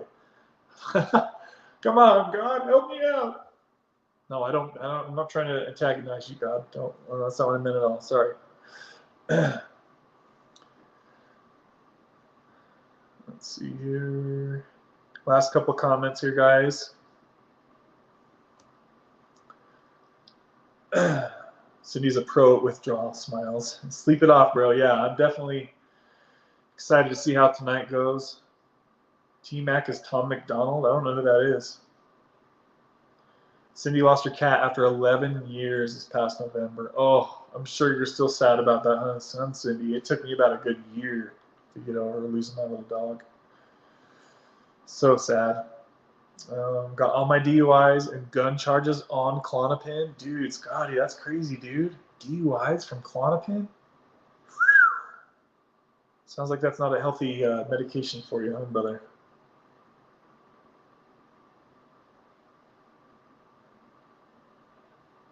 I'm not allowed. Ever try falling asleep with a panic attack? No. I don't see how that would be possible. You can barely breathe with a panic attack. All right, guys, we're just over 3 hours now. I want to thank you guys for making it this long. We still have 8 people in here chilling. Asthma here, never smoked. Yeah, I've never smoked.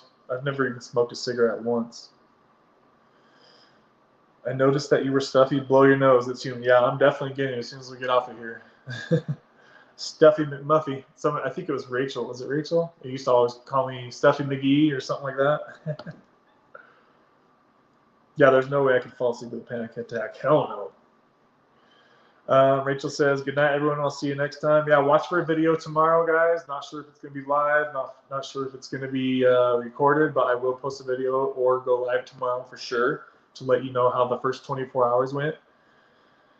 I want to really thank you guys for supporting the Egg White Fund. The Egg White Fund gang that supported dropped their wallet a little bit in the chat. I really, really appreciate that. More than you guys know. It really means a lot to me that you guys would be willing to help me out that way and that you value this chat, right? And that's obviously why you guys would do that. That or you just feel bad for me because I'm a sucker. Just kidding, guys. But thank you guys for all of you that donated to today's show.